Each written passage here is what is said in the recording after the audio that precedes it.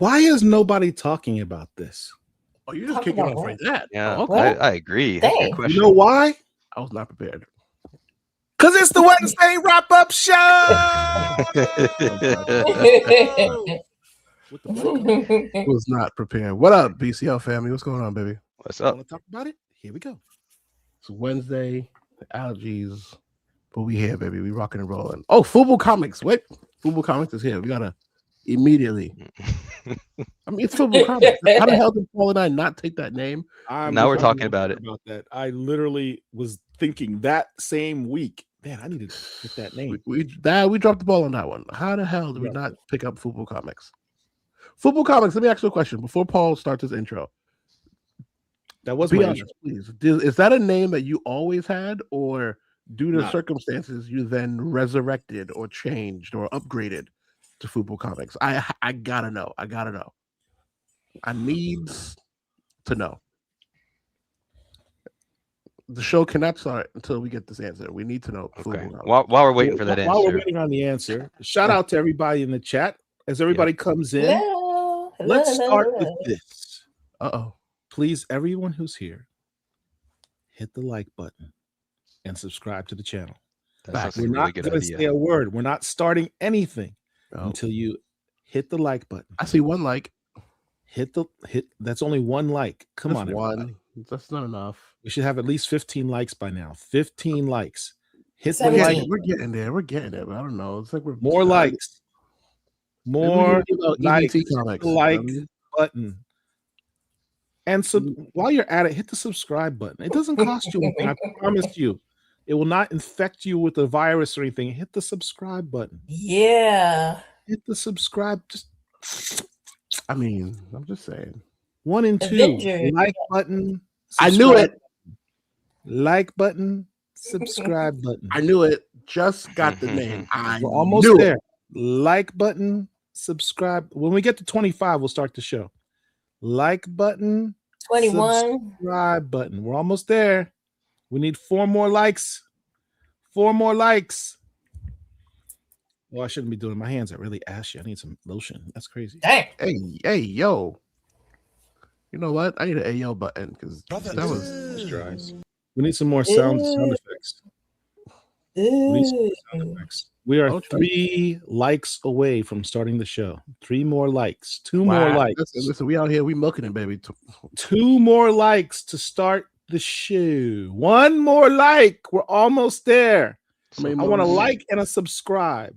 And I'm not even gonna cheat. I'm not even gonna like. Nope. This got to like be organic. and a subscribe. I'm just gonna sit here and chill while y'all talk amongst yourselves. Y'all got Paul in his bag where he's just like, nope. Y'all, I'm dead ass right now. Yes, we are literally BCL hostages because of this. This is now what we got 20. We got 20. We got 20. We at 25. We got it. We got 22 people. How are we gonna have 25? Oh, I need 25. What? Listen, he's asking for a miracle. So, ladies and gentlemen, you know what that I means? know. They're right That there. means you got to share. I can see them. I can see you. You know I can see you, right? I'm serious. I'm literally looking at you right now. Hit the like button. So he's literally eclectic blurred. What up, mama? Smooth approach. JR Carter. I love it. I love it. I love it. Smooth. Listen. Hold on. There. did it come from someone saying the Dakota incident was like Dubuque Comics? Listen. Hades Gates. I would love to entertain such comics, but the CEO has said the show will not start until we have 25 likes. So therefore, I am now. How is the Bouquet Comics? I would explain, but we are now being. We have an embargo. We'll have to start. We'll have to start and wait till later then. Yeah, I mean, we're two more likes away. I'm just saying. Marwan Williams, ladies and gentlemen, the CEO has caused a like. He has kicked off a like strike. If we don't get at least 25 likes, he is not starting. We want likes. We want them now. Away. Not a hunger strike, but a like strike. Yep. Look at him. He's literally checking his work email. He's not paying attention, ladies and gentlemen. We need two more likes. We got 30 people in the room. We need 2 more likes. Divinity Comics, what's up? You shared on X and Blue Sky. I appreciate you, but the CEO is not. Thank you. He is not activated. He is not impressed. He is not entertained. 36 people looking. We need 36 likes. We need everybody to like. And there is, oh, Paul, they hit it. 25. Oh, We got it. They have hit 25. 20. All right, now let's start the show. 25 likes. Yay. Let's make sure it What's doesn't going on, Damon Watson? take that long next time. Who we got in the chat? Shout out everybody in the chat. Let's go through them one at a time. Everyone Let's do it. Let's do it. Look, the Daria. Thank you for joining. What's up? What up? Duchess of Brooklyn. Duchess of BK. Two people. Hades Gates. Not to be confused with Duchess of Burger King. I'm quite sure. Let's see. Jay Carter. What's up? Damon. Forgot if I mentioned you already. What's up? And Divinity Comics. Thank you for joining us. I like your avatar. Thumbnail? Is that what you call it? Yeah, avatar thumbnail. Yep. Damon Watson, I like where you at. Man, Eclectic. He shared on X and Blue Sky. Appreciate you, fam. Marwan, what's up? Always a pleasure, brother. Fellow BCL Con staff member. Eclectic. Oh yeah, I got this. Let's see who else. Move approach. Listen. Why? Don't worry about what I do behind scenes, man. Don't worry about what I'm doing behind scenes. Mr. Mario Van Bryson, 8905. Fubu. Oh, we got 26 likes. We up in here. We moving. You a nerd. Oh, 615 in the house. Kevin Pitts. Kev P. My boy Kev P out here eating. Yeah. I think that's everybody. I think we someone is asking, is your family from Maypen? The freak is Maypen? What's that? Why are you laughing? It's in Jamaica, man. It's from Bacayat. It's from Bacayat. I don't know, man. I do have people in Maypen. We've got Wiseacre. I don't know how Maria even knows about Maypen, let alone to reference it. That's crazy to me. Listen, Maria. Everybody has Google. Everybody has the Google. No. It's not even Google. Maria got agents. He knows what he's doing. Yeah. That one threw me for a loop. Mr. Akuba. Hold on. Wait a minute, ladies and gentlemen. We have a favorite that is now ready to walk and rock and roll with us. Probably like, who are you talking about? Who? No, listen, we ain't say the superstar. You said a favorite. We have a favorite. You know what? When he you know what? You're gonna have to deal with it. One and only Big Fan, baby. You're gonna deal with it. Good black people. We ready? There's superstar. There's superstar. Man, I'm surprised we don't have to like call your casting agent just to get you on the show at this point. First and foremost, don't do that. I said this last week when he was not here. I was literally high off of my milestone signing. And then literally that Monday, I got a call from Nas to come do the Mass Appeal signing. I go online and I go see it. I'm like, yo, let me see what my BCL brethren are doing. And Phil goes, oh, I see you chocolate over there. But me, we over here with the thongs and all of that. We over here getting money. I'm like, my boy, let's go. My boy, let's go. I said it before. I'm gonna say it again. Individually, we dope. But BCL, we are the Wu-Tang Clan of this bish. You cannot stop us together. Oh, it's a problem. Oh, matter of fact, we got another round of applause for that. I don't care. We got another one. I don't care. We got another one. It's a pleasure, man. I apologize, man. I've been kind of busy these last. Listen, you out here making moves, baby. Yeah, we just wrapped up my new gallery exhibit with my man Shane called Panels. Ooh, how was Panels? It was incredible, man. You got the video for us?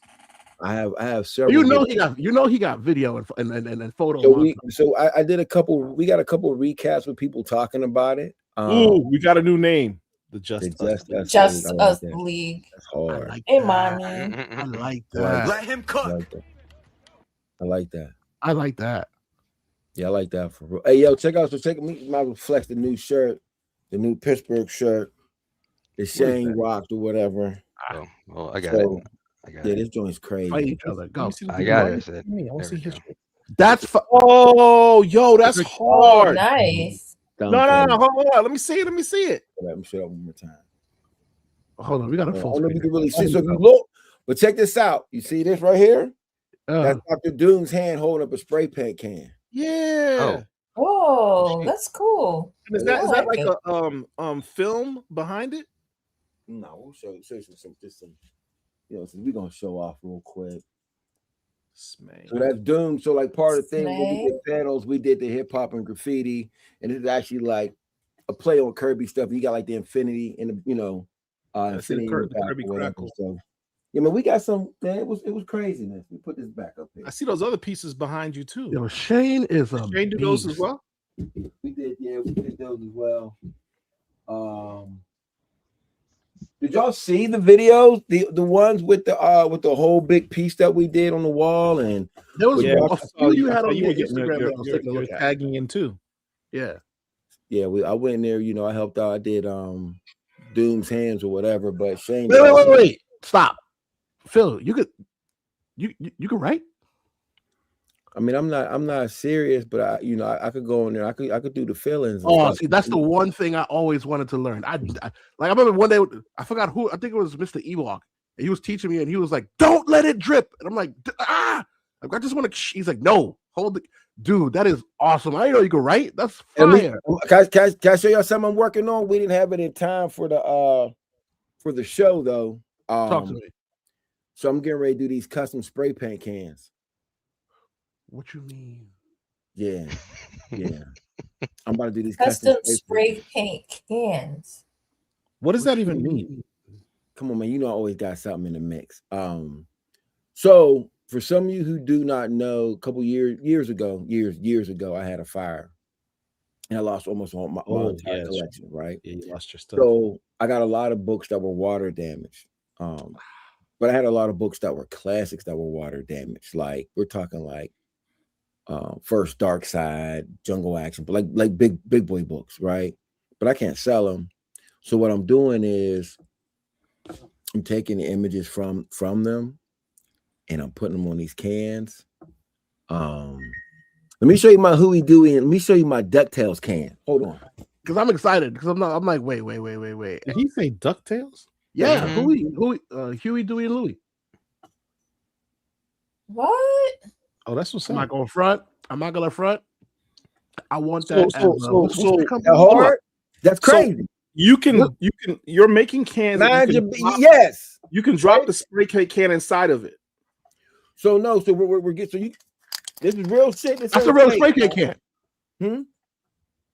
But what's the name of that company that does the we're gonna make sure all the paint's out of these joints though. You know what I mean? So it's an art piece. It's an art piece. It's art pieces. Isn't it?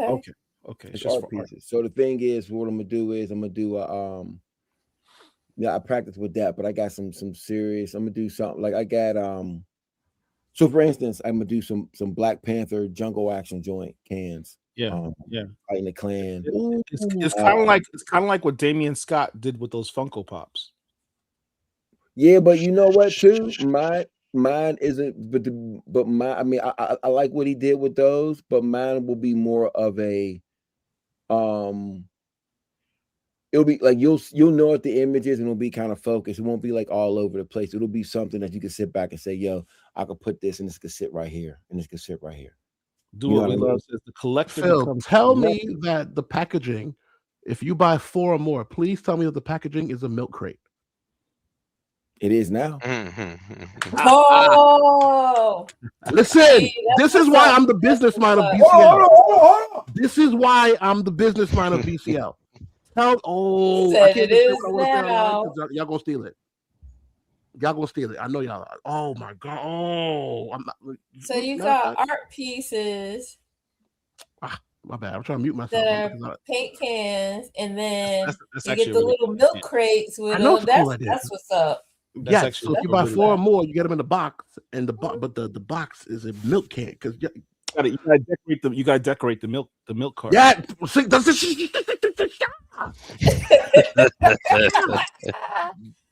No, you gotta get the little ones, the little ones that they. No, but I'm just saying the cans go in the crate. Yes. Oh my god. Listen, but you gotta decorate the crate too. Exactly, Marwan. I'm not saying nothing. Hey, yo, so I think what I'm gonna do now, since we said that, let me stop. Don't say nothing. Don't say nothing. Well, that's facts out of Manifesto. You know, I already, the minute he said that, I was like, yeah, that's funny. So listen, so if y'all see people out there biting, facts. You already know. It came from this show. Matter of fact, Paul's a lawyer. Put the patent on it ASAP. Quick. Put the patent on it ASAP. We already know for a fact that we keep getting our stuff we say on the show keeps getting bitten. Continuously stolen and taken and copied. I feel like we need to charge admission and have everybody sign NDAs. I'm starting to see ideas in the wild. We got to be careful about stuff we talk about because our ideas keep getting stolen. I want to say something real quick too. That big Smay piece is for sale. Oh, what? And those 2 other pieces are for sale also. Oh, wait a minute. So we had these Dr. Doom pieces we did. Can I put those on here real quick?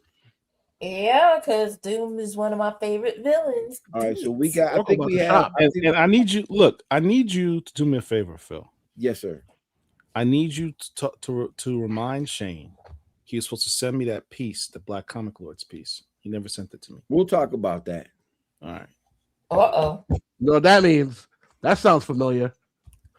I feel I feel like yesterday's price is no longer today's price. No. You know, first off, the home team is always good. That's not even up for debate. So we're not even gonna play them games. I was gonna say something. But it's Paul the home team is the question. But you know what? I do have the hat on. Yeah, right. I do have the hat on. So let me. I'm gonna show y'all a couple pieces that we. I'm gonna show you these pieces that we have for sale still. We got a couple of these Doom pieces. Is a beast, man. Holy crap. Yeah, we got a couple of these Doom pieces left. This Fear is the Mind Killer joint. So actually, we got asked to come back and be part of the gallery crawl that's coming up here in Pittsburgh. So, did you say Fear is the Mind Killer from Doom? Yeah, I'm sure the Fear is the Mind Killer joint too. Oh, that's what's up. Could you imagine if Shane did a sexual? Yo, listen, we gotta get Shane up here. We gotta get because I got too many ideas and I need graffiti. What I'm thinking is that you see that Smay canvas joint that you have. Yeah. Yes, sir. I know what you're thinking. Don't say it. I need Shane to do something like that on for me. Yep, Black Comic Lords. Yeah, man, we'll talk about it. Man. I just said stop saying our ideas. Don't listen. Matter of fact, we need from here on, from henceforth, anyone that joins this show, and we already on Meta, y'all sign your souls away. I'm going to heaven. But if you're on this show, any ideas, business deals, or any idea plans that you hear here, you have officially signed the BCL NDA. Put a disclaimer at the beginning of the show. I'll tell you what, we have. I just cut a deal today. With a very talented artist who's going to work on some intro videos for us. And so we can put that disclaimer in his intro video that he will work on for us. Talented brother. I'm looking forward to it. Yeah, he's decent. Chocolate, you're muted if you're trying to talk. I said Shane's here. That's how you know I'm a fan. I'm talking about Shane. I didn't even realize he was in the room. See? Oh, Shane's here. Look at that. Yeah. Imagine if I was like, Shane sucks. Uh-oh. Hey, I threw something in the I threw something in the image. If y'all want to pop it up real quick, if y'all want to see the Doom, there's 2 of the Doom pieces. Okay, let's pull that up. Oh, see, I need that Doom piece. Sick. Mm-hmm. Now imagine you got the cans and the milk crate boxes and the milk. Ooh. Yeah, we got 2 of the Doom pieces, and I'll show something else for y'all real quick. Let me throw in your boy Sun Tzu's in the house. Sun Tzu, Paul, isn't that your favorite person? No, I hate that. Oh, dang. Isn't that your favorite person? CEO? Bro, you need to stop outbidding me every time I see something I want at the freaking bid harder. How you the CEO and you're losing bids? Yeah. Man up. Dig deep in the pocket. Everybody's got an unlimited budget. Listen, man, you out there in Florida with the mansions and whatnot, you better man up. Yeah, man. And he drive a 2027 Jag, man. Stop playing. Listen, I wasn't gonna put his business out there. I wasn't gonna put his business out there. I'm not gonna front the Oracle. MegaCon comes up. Paul's like, yeah, I'm outside. I'm looking, and I'm like, I know it ain't this nigga coming up in this freaking Jag. And he's like, yeah. And I'm like, oh, you out here? Are you outside styling? He's like, yeah, you out here balling, man. Like, my boy is out here styling. Let's go. What can I say? I'm gonna show you. I'll give y'all something else, man. Crime pays. All right. Listen. My boy's out here. Did it pop up or didn't pop up? Oh, hold on. This one. It don't want to act right. Come back out. Hey, yo. Yeah, I don't know why. I tried to turn to a JPEG and it didn't want to do it. Hold on. It's give me 1 second. Yeah, it does that problems. sometimes. Maybe send it to me and I can try too. No, I got it. Boom. But no, that thing is fire though. What? I see. Listen, Sun Tzu. Listen, as he would say, or as we would say, it's his show. He do what he want. I know, right, Kevin? Dude outbids everybody, man. It's always the hot. I know Kev P ain't talking because Kev P is another one that just be sitting here just buying and bidding. Slap that. I know. Listen, they all just fakers out here. Okay, they all just fakers. There we go. All right. What is that? Hold on a second. Oh, you got Galactus too? He did. Yo, he did the Black Kirby joint. So the Black Galactus is mine. So that Black Galactus. That's what the Black Kirby did in their art show. That's Galactus. That's I meant he said Galactus. Thank you. Yeah, that's Galactus. Yeah. So how much for that storm? We'll talk, man. What you want for it? Chocolate. Nick, message me. I got you. It's Shane. I can't say what I was gonna say. I can't do message me. I got you. The man gotta eat. No, we got you. Nah, but that is see.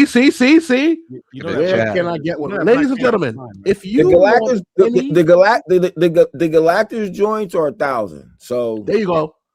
If y'all want any of the artwork that y'all see here, make sure y'all DM Big Phil. The Galactus joints are 1,000. There's only four of them, and that's if people want them, those are the only ones. Those are the only 4 that's going to be produced.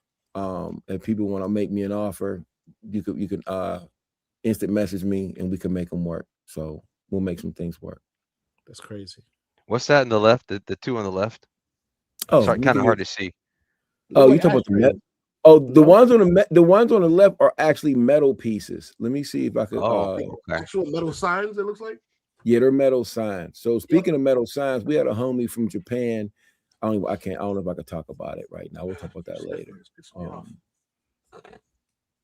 Here, let's see. Let me know if this. No, that's not gonna pop.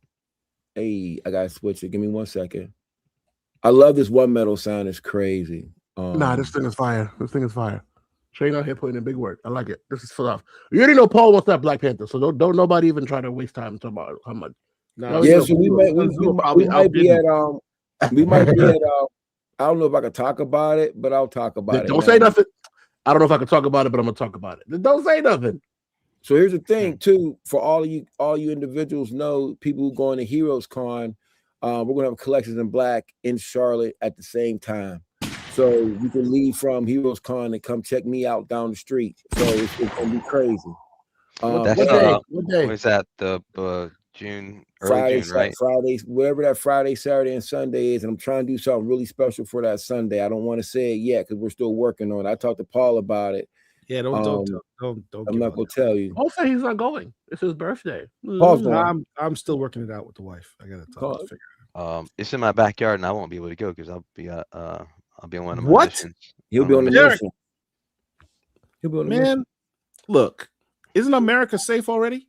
Oh Lord Jesus! Right. No, not safe. Not with these gas prices.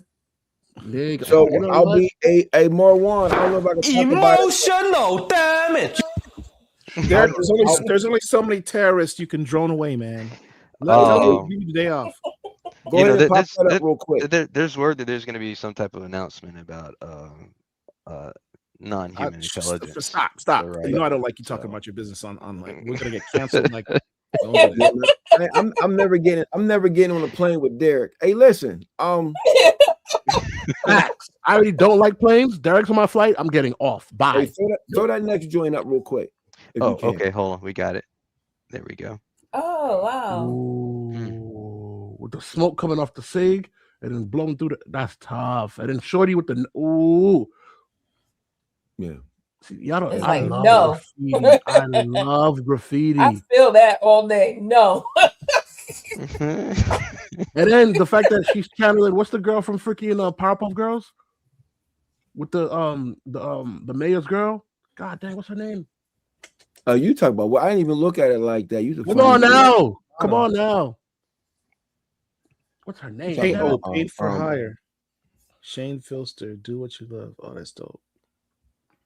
Yeah, man, that's what we do, man. We out here, we out here making things pop, man. Let me go give y'all Miss Bellum. There we go. Miss Bellum, yeah. There we go. Sarah Bellum. Oh wait, her name is really Sarah Bellum? No, it's not. Yes.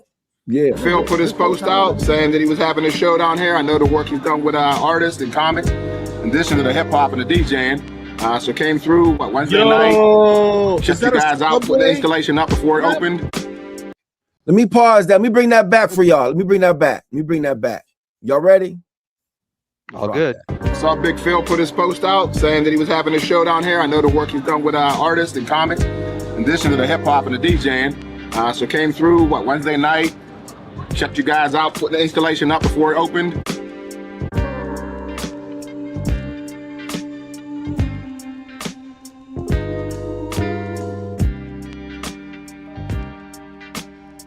Popped on again yesterday. Met with Shane. Shane told me about this artist remix, some of the work he's done around the world. And I got a thing for public infrastructure and public transit. And saw this piece that he did on top of the subway system for, I guess it's Tokyo, Japan, and had to have it. So went home, told the wife, I gotta get a piece of art. My birthday passed a couple weeks ago, so got myself a birthday present. That's what's up. That's brilliant. I love that. I love that piece right there. I love that. It's almost like the Soul Sub, almost like the Soul Train, Yeah. So my man Remix, he's from the crib, but he stays out in Japan. It was I can't even get into the story about how he got it. Just leave it alone. It was so much happened to get him here. But what he does is he literally goes, and while he's in Japan, he steals subway signs and police signs. This is so ridiculous, to the point where he could get in so much trouble, nobody over there will buy him, right? But what he does is he also goes by a name as the Silver Surfer of graffiti. So everything he paints is in silver, and he always puts the Silver Surfer on everything. So if you go back and you look at that, he was there? Huh? Yeah, he came to Pittsburgh. He came to Pittsburgh for Pam. I'm not gonna lie to you. I missed OA Expo. Respectfully, I don't care. Panel pisses me off because I love graffiti. I will drop $2,000 on a piece of graffiti today before I buy a Dennis Cowan art. And y'all know how much I love Dennis Cowan. I'm not mad at you, but Chocolate, I tell you what. Damn. So he's doing another show overseas, but he's about to send us some of the other pieces. I'll send you some of the stuff, man. I'll hook you. I'll make sure you get hooked up. Time out. TL Review 7. Put that back up, please. Nixon 4. Whoever you are, you good with me. I need you to know that. You good with me. That's a fact. Hey, look, I wanted the Knicks to win the Eastern Conference last year. I ain't even gonna front. Listen. This show will derail. Do not go there. Don't activate the dude. Derail? Absolutely. You see how I did that? Train, subways, derail. Listen, we here, baby. Subway series. But yeah, so we but panels will be back. We're gonna do one more day during the gallery crawl that's coming up. And, which one of y'all got enough of a story for animations? Just spoke to a Black Distribution Studio exec about other day on this topic. Let me know so I can check out your work. There y'all go. There's a networking opportunity for y'all. You know, I like stuff like that. This is what this platform is for, in my opinion. So that people. I think I saw Wiseacre in there. In the chat. Yeah, I was like, talk to Wiseacre because right now my brain in the house. Fred, when are we bringing you back on, Fred? Here. Listen, Frederick, Jay Littles. Yeah. When are you gonna come back on the show, man? You're overdue. Listen, he's making way too many moves. I need to find out what's going on. Brother bubbling right now. Wiseacre's bubbling. That's a fact. And ladies and gentlemen, I keep on muting and muting my camera because I do not want to clean my nose on screen. Yeah, we don't want you to do that. Oh man, yeah. Feel free to mute yourself and turn off your camera. You think? Here we go. Yeah, let me know when. Answer, Paul. All right. So man, I'm just getting booked out for the next several months. It's crazy. You getting what? What did you just say? I said I'm getting booked out for the next several months. That is not what I thought you said. My bad. Yo, I know you all allergied up right now. You can't hear anything. Yeah, I thought you said let's hop into our topic. Yo, again, back. Hey, can I do one more plug real quick too? I just want to let people know. Shameless. Man, listen, there's no shame to his plugs. He out here plugging all day. Pause. I said shameless. Like I said, I'll be at 9 Studios in Charlotte. You know, if everybody, y'all get a chance, follow them on IG. You'll get all the information you need to know. 9 Studios in Charlotte. It's one of the dopest Black establishments in the city. And we're gonna have collections in Black, and I think Shane's actually gonna come, man. So it's gonna be a little mix. And at this particular gallery, we're selling art. So usually I don't sell, I don't sell. I'll take commissions off other people's stuff. But this time we're gonna be selling art. There'll be comic art. I have a meeting with I have a call with one of y'all favorite artists on Friday. Because he's gonna have some pages up. We're talking about having some pages up in my gallery. I'll put you like this: he's one of the top Black artists, and he'll be at Heroes Con. So y'all can put 2 and 2 together. I mean, you got all of them at Heroes. You got Sanford, you got Ken, you got Dennis. Oh, you can stop. I mean, what more you want? I mean, that's the 3 right there. So, but I already talked to him. I talked to one of those 3 already, and he's gonna but I can't. You know what, man? Tapped in, baby. This is me. So okay. We're gonna make some things. I'm gonna determine it next week if I'm going to Heroes Con, and if I'm going, BCL is gonna have to put something together. Yeah, man, it only makes sense, man. It would be. I mean, I hate that Derek. I mean, we're in Derek's backyard. He's not. I'm mad. I'm big mad that Derek's not going to be there. You don't even know if you're going. How you big mad Derek not going? Because if I can't make it, Derek's got to be there. So what the frick is doing? Chop liver? You know what? Say less. I hope Sun Tzu outbids you every chance. You know who you are? Are you gonna be? I don't want to hear Nathan. Who are you? Who are you, Chocolate? Listen, I am who I don't want to hear nothing. I don't want to hear nothing. You are who you are. What are you going to be doing when you get to Heroes Con? What are you going to be doing? Oracle, are you going? Yeah. Thank you, Oracle. Us 3, we will be partaking in libation. Oh, well, good. Well, we good. No, I don't know for sure. Oracle, you going? You know you're going. Stop it. Nah. Sun Tzu, don't give him nothing. Nathan, give him a firm handshake and an empty Gemini box. Don't give him nothing. Empty Gemini box. You're a hater, man. You know, once you get to Heroes Con, you can be on full chocolate mode. Be like, listen, I'm not going to be in full chocolate mode until. Why are you calling me? I'm working. No, Click. I'm not until Saturday, because Friday I'm going to be half chocolate because I'm the wife. The one caveat, she said wine, dine, credit card. Her birthday is Friday, so Friday I will be taking care of the wife. Facts. You should be taking me and your wife out for it's a both. Yeah. He just cooled himself in there. I might have. What? No. It's my birthday too. His wife and I share the same birthday. No. Hey yo, what kind of show you got? Listen, we not like them over there. This is BCL. Stay on brand. What you doing? I'll see if my wife wants to go too. And we could do a double date. Hold on. Brother, What? Why? What are you doing? What? What are you doing? It's the fact that he thought it and then said it. Double date. What? The is killing me, yo. That shit. He wants to be part of the date. What? First he said, the hell?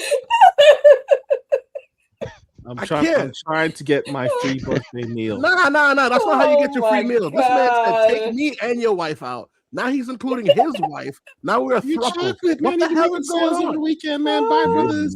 I ain't know y'all got down like that, chocolate. I definitely don't. There's only enough chocolate for one woman right now. I don't know what's going on. Man, I don't know. Paul. Listen, you got Oracle dying over there. Listen. Hey, yo, he trying to see what y'all trying to do, what not for real, cuz. Like, yeah, I can tell he definitely want to be a high bidder for real. I'm like, yo, my guy is outside. BCL chain and everything. This man is I need my dinner, my chocolates, and my car. Where this guy is different. I mean, listen, ladies and gentlemen. It's not even the BCL after dark, and Paul's ready to start. I mean, God, matter of fact, you know what? Let's change our topics. We here already because at this point, I mean, we might have newly announced news for the day, just brand new, just came out today. God, I'm sorry. Just one more time. God, just we got too many. We got too many. All right, let me. That's because. Word, eclectic fire feed that. What wrong with him?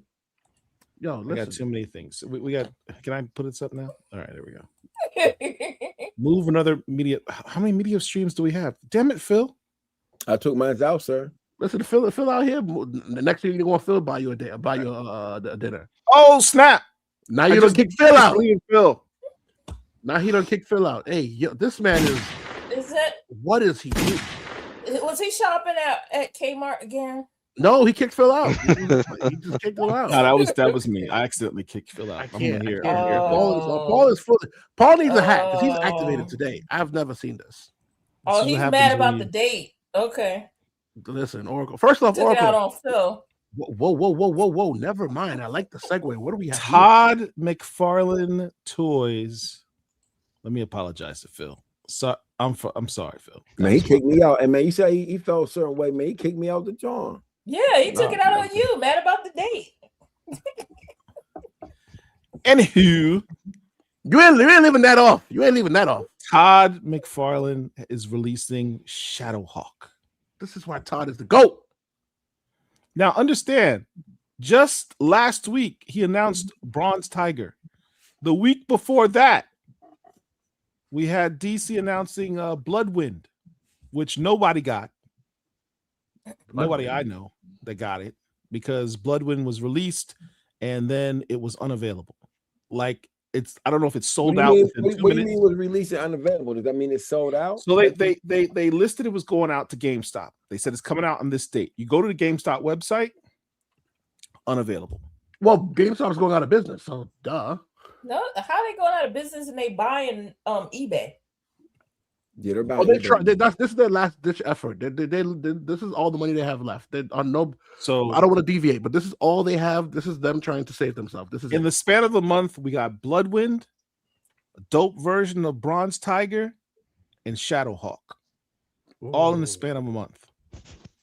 This one drops May 12th. Now, for those who don't know, this is not Wolverine in silver outfit. This is Shadowhawk. He's a black superhero from the 1990s. You can tell. You can look, zoom in here. If you look to the lower corner, you see this little black head that you can add to it right there. Comes with a wall, comes with hands, shield. Wait a minute. Weapons. Paul, we have another guest in the house ready to rock and roll with BCL, baby. Is it Richard? You in this? Yo, listen. Disrespect. It's the one and only OG Hirsch, baby. Where's my applause? Where's my applause, baby? Yes, sir. My guy. You're muted, Herschel. And you're in the dark. Turn a light on, dude. Hey,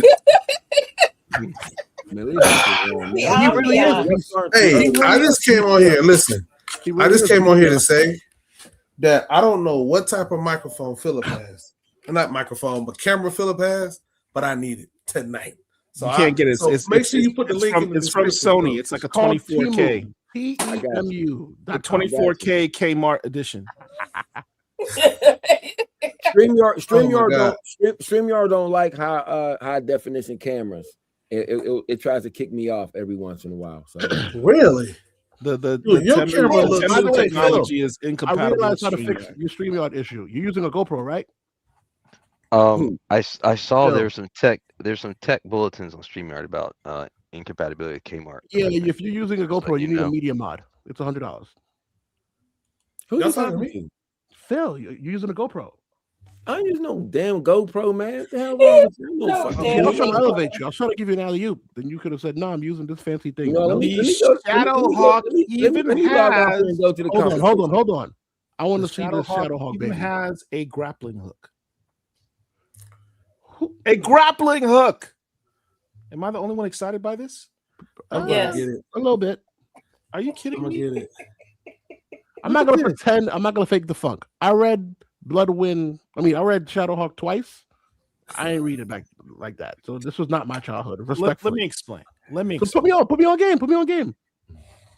In the 1990s, even right before Milestone, Copy. Image Comics was born. Image Comics, for those who don't know, Image Comics was created by the hottest artist at the time that worked for Marvel and DC. You had Todd McFarlane, Rob Liefeld, Eric Larson, Jim Lee. Valentino, Wills Portacio, Jim Lee. I know I'm forgetting somebody else, but those were the You say Rob Liefeld? I said Rob Liefeld. Yep. Eric Larson? No feet. I did say Eric Larson. Strowman. Larry Strowman? Strowman was not part of Image. He wasn't part in the beginning. You're right. Touche. You're right.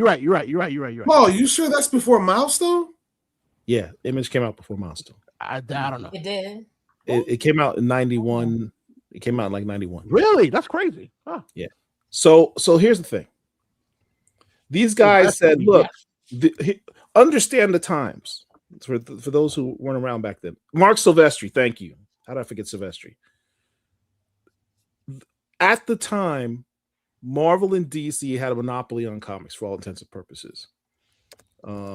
It wasn't like today where everyone's got an independent comic today. Marvel and DC clearly dominated the industry.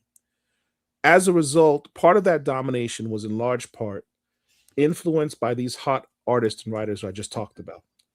These guys did work that was so hot that, for example, Jim Lee's run on the X-Men is those designs that he used, the characters he created, are still being used today. That X-Men 97 cartoon that everyone loves watching so much, those are Jim Lee's designs. He doesn't get any checks for that. Nope. Right? What? We talked about this. Young Blood, which is out now, Rob Liefeld. Rob Liefeld had created Deadpool. He had redone the New Mutants, co-creator of Cable, character Cable. Mark Silvestri's run on X-Men is one of my favorite runs of all time. His artwork is incredible. His Wolverine, incredible. These guys defined these characters in the 90s. Defined them. Right. So they said, look, Marvel's not giving it. Marvel's making these cartoons and toys and all this stuff, and we're not getting a single penny. Todd McFarlane completely redid Spider-Man. Webbing, even the webbing that you see Spider-Man have with all the strings and stuff, McFarlane's the one who came up with that. Prior to that, Spider-Man's webbing was just two lines with like lines in between them. That's how people drew Spider-Man's webbing. McFarlane was the first one to use to make it look like, real web. Real like web. String, like web. Yeah. So, and the big eyes, that was McFarlane. So these guys said, look, we have followings. We go to a con, people come out to a con just for us. We're creating these characters. They're be able to make all this merch, all this IP usage off of stuff that we make. Why don't we leave? And the fans will follow us. We'll create our own original characters. We'll create our own company under its own umbrella. We'll get to own these characters. We'll own the IP, and we'll make money in perpetuity. That was the concept. We're going to start our own company, create our own IP, and we will own that IP in perpetuity. Even if and the smart thing they did to help them stay around for so long, each of these artists had their own studio under the umbrella of Image Comics. Yep. Jim Lee had Wildstorm. Liefeld had, I don't forget what Liefeld had, but Eric Larson had his own company. Somebody had like Silvestri had Top Cow. Right. So they all had their own little studios under Image. So within that studio, they could bring up other artists. So because they own the IP, the other artists they would bring up underneath them to work in their studio under Image would get to do work on their IP, but they still get a check because they own it. So it doesn't matter who they bring in.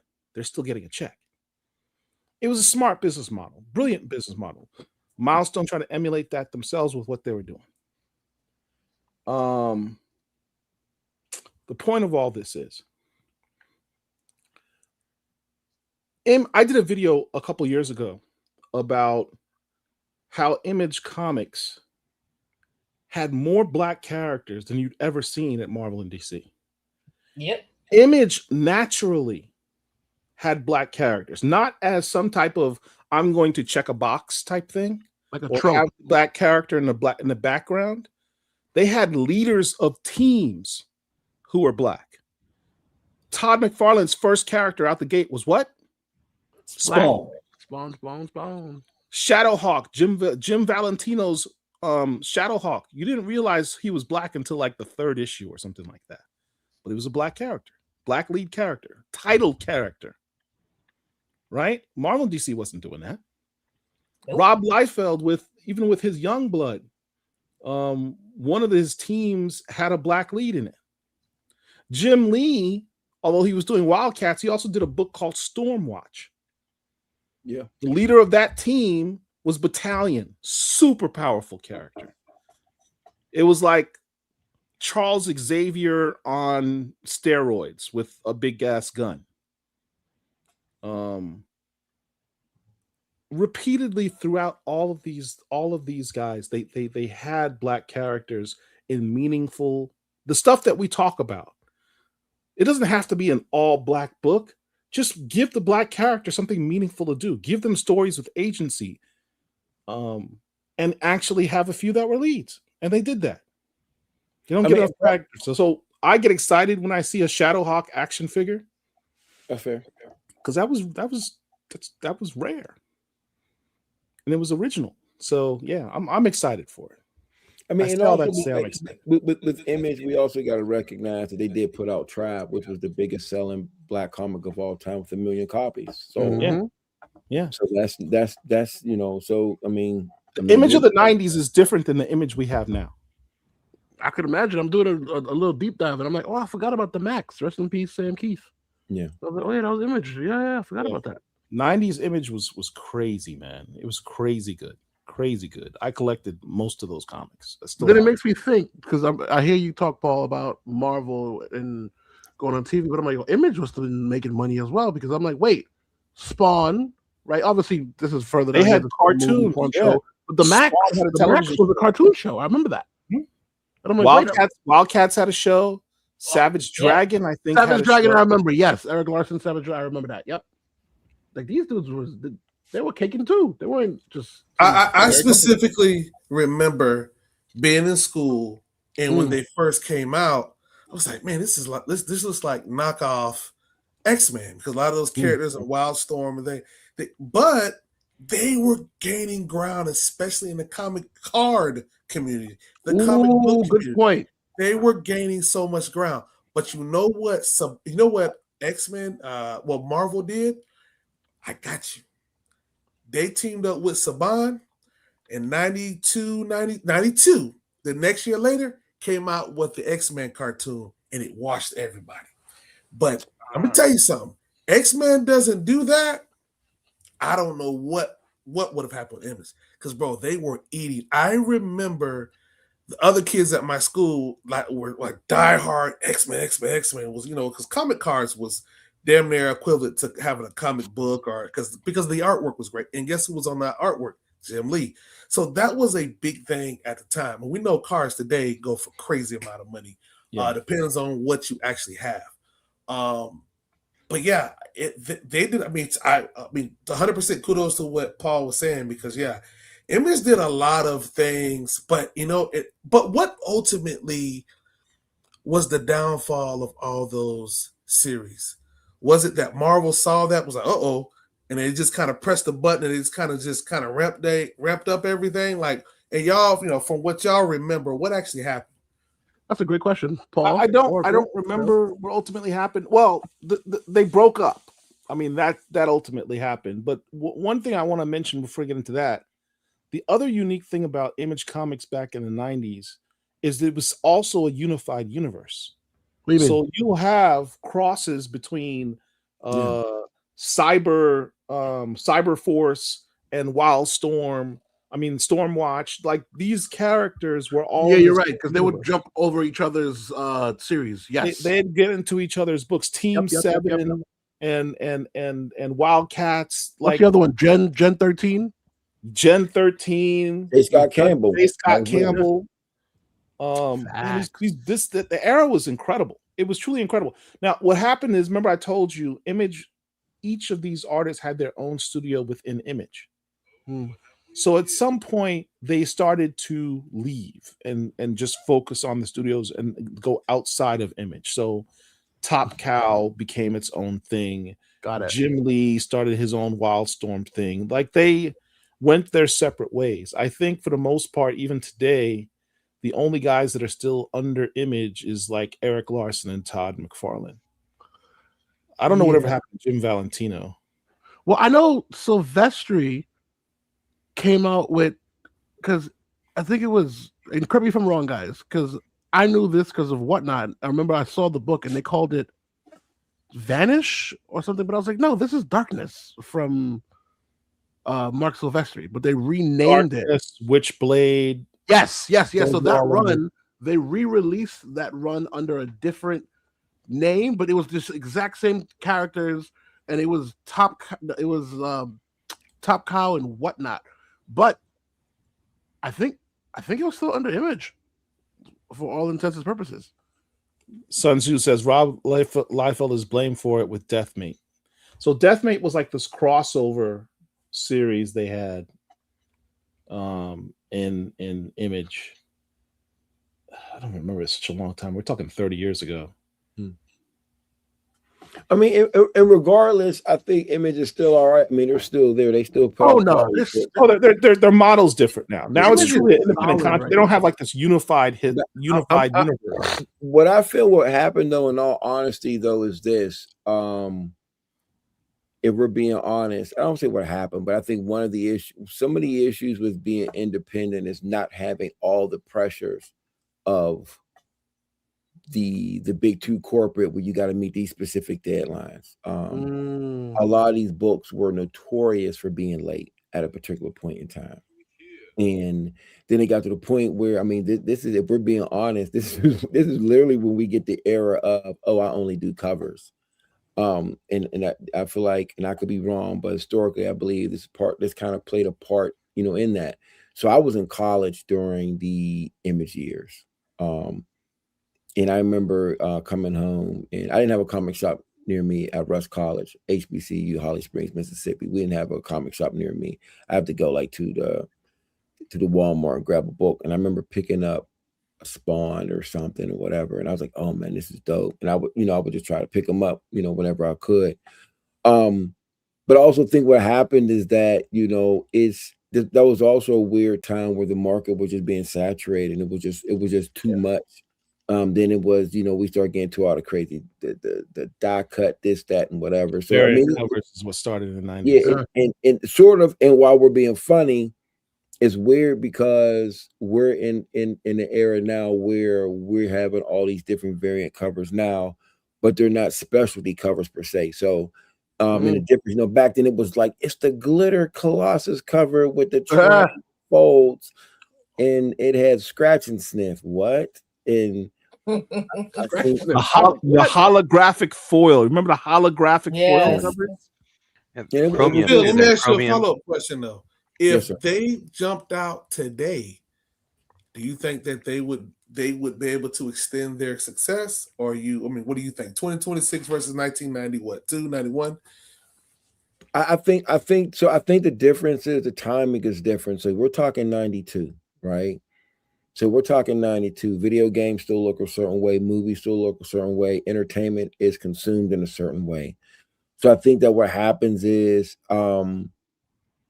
like for real, if we look at it now, I'm not going to like Image puts out great books. I mean, that's Bitter Roots on Image. Like Image is killing. They're killing the game. Like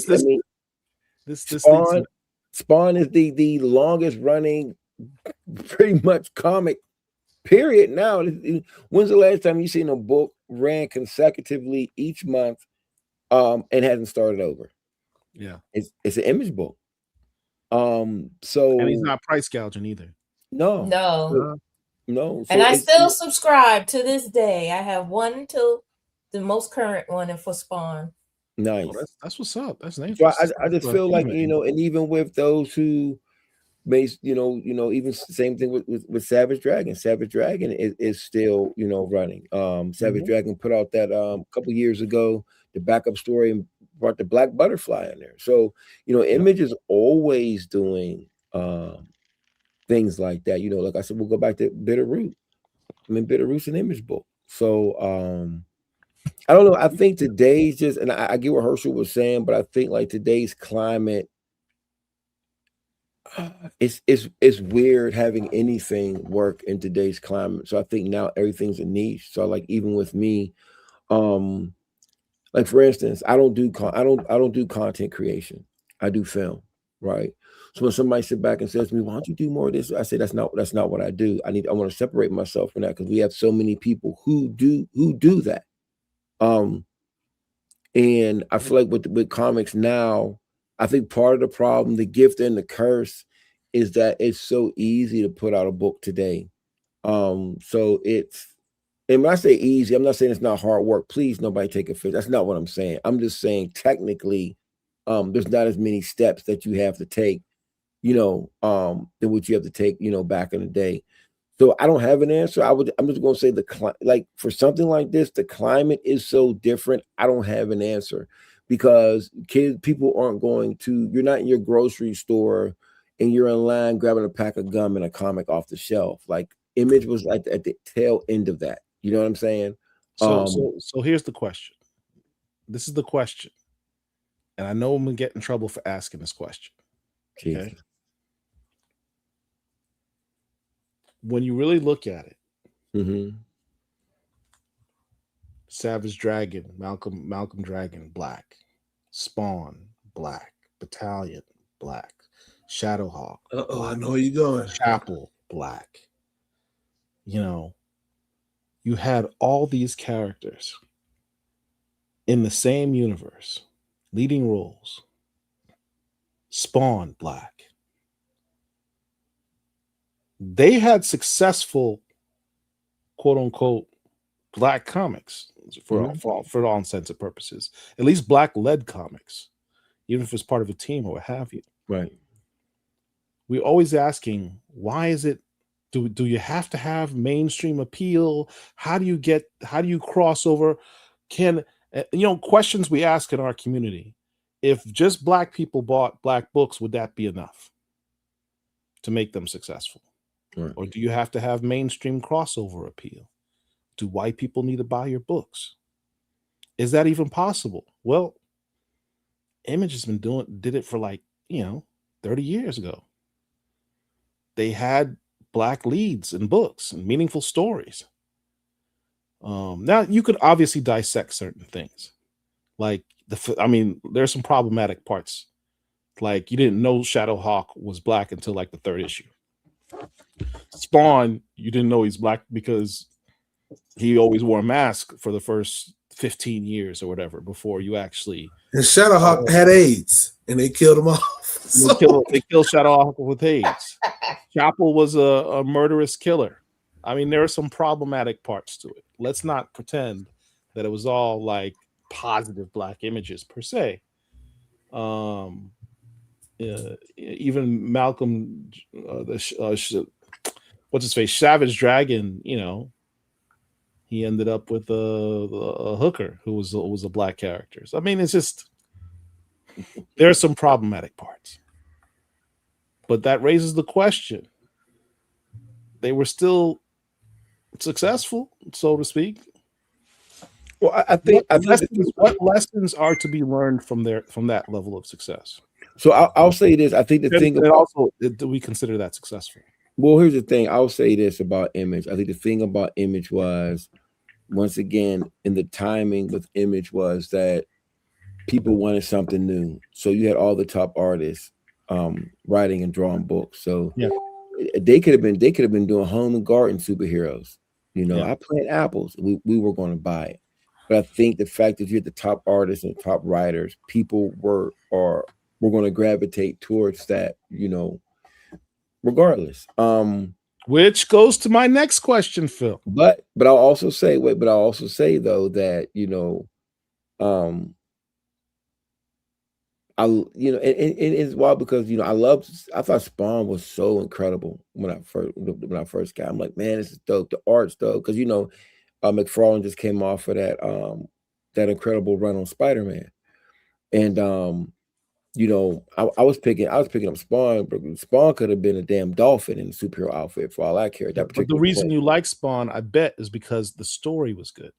Oh, the story was dope. And then when I found it was, but I will say this too, you know, finding out that he was black, that was a plus. Like, that was a plus. It was a plus. It was a plus. But it wasn't like the first factor. It wasn't like he wasn't promoted. These characters we're talking about, they were promoted as, check out this comic. It's a black comic, or this is a black character, and this is black superhero. They didn't promote it like that. It was just, it just so happens this person was black.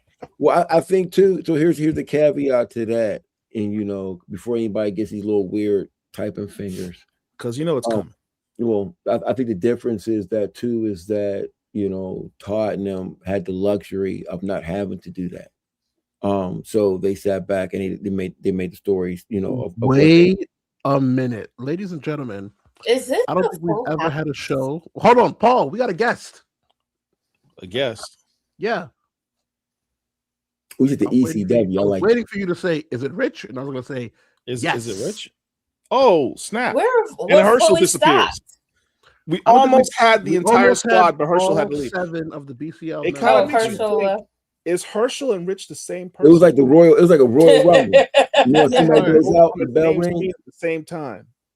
I mean, if Rich that would be a great Two-Face. Rich would be the Bible uplifting, and then Hirsch is the I don't give F. Trolling. That'd be crazy. So here's the brother. Hold on.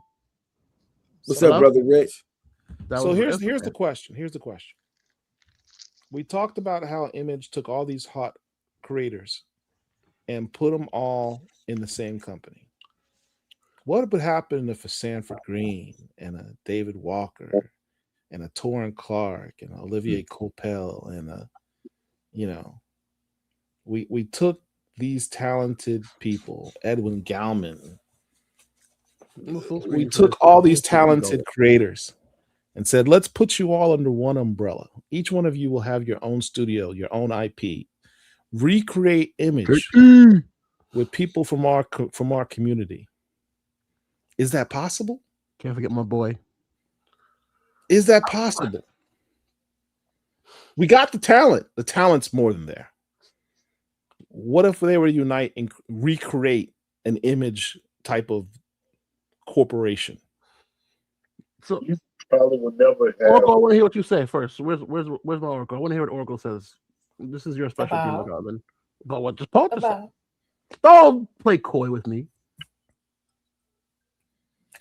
I want to hear your logistics. Is it logistically possible? Oh yeah, of course. So it would take a unified, concerted JP effort. says needs money. Yes, everything needs money. It wrong. starts with the will. Is the will there for all these great creators to actually work together? It can be done. And it's going to be a lot easier since the footprints in the past are already created. It's not like there's anything to reinvent. Everything's been done before quite a few times. So all those big names would just really need to want it to happen and really sit down with somebody who's expertise in logistics and get it done. Do we know someone in our community who could be that unifying, rallying cry that could unite these people together and say, let's form a company and let's do it way big?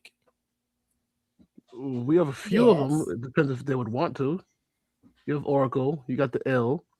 You think if Dennis or Sanford was to reach out, they would say no? Joe Illich. I'm just saying. Listen. You got Oracle. You got the Ill Master. But I will add this. I definitely feel that it also depends on where the artist is, because Oracle has definitely opened my eyes to. So outside of the artists that I have personal relationships with, I'm looking at all these artists with rose-colored glasses. Like, you made it. Your name is on the book. You should have X dollars. I now know that ain't true. So some people may be in a better position to sacrifice, where some artists are like, listen, I ain't got the money. I'm living check to check. Like, my name is on these lights, but not to say they won't do it, but I feel it depends on where they are. One, and then two, you would need someone to really, I don't want to say sell them, but you would need someone to really sell them, like RZA. Like, listen, give me X amount of time, and let's see what happens. Rich, what you think? Seriously, it's even more simpler than that, because I already have the formula to put something like that together. So for those that don't have a lot of money, there's a way to stack capital and earn income while doing that project. So that's it can be done. I promise, if people really wanted to do it, let's go. I'm ready.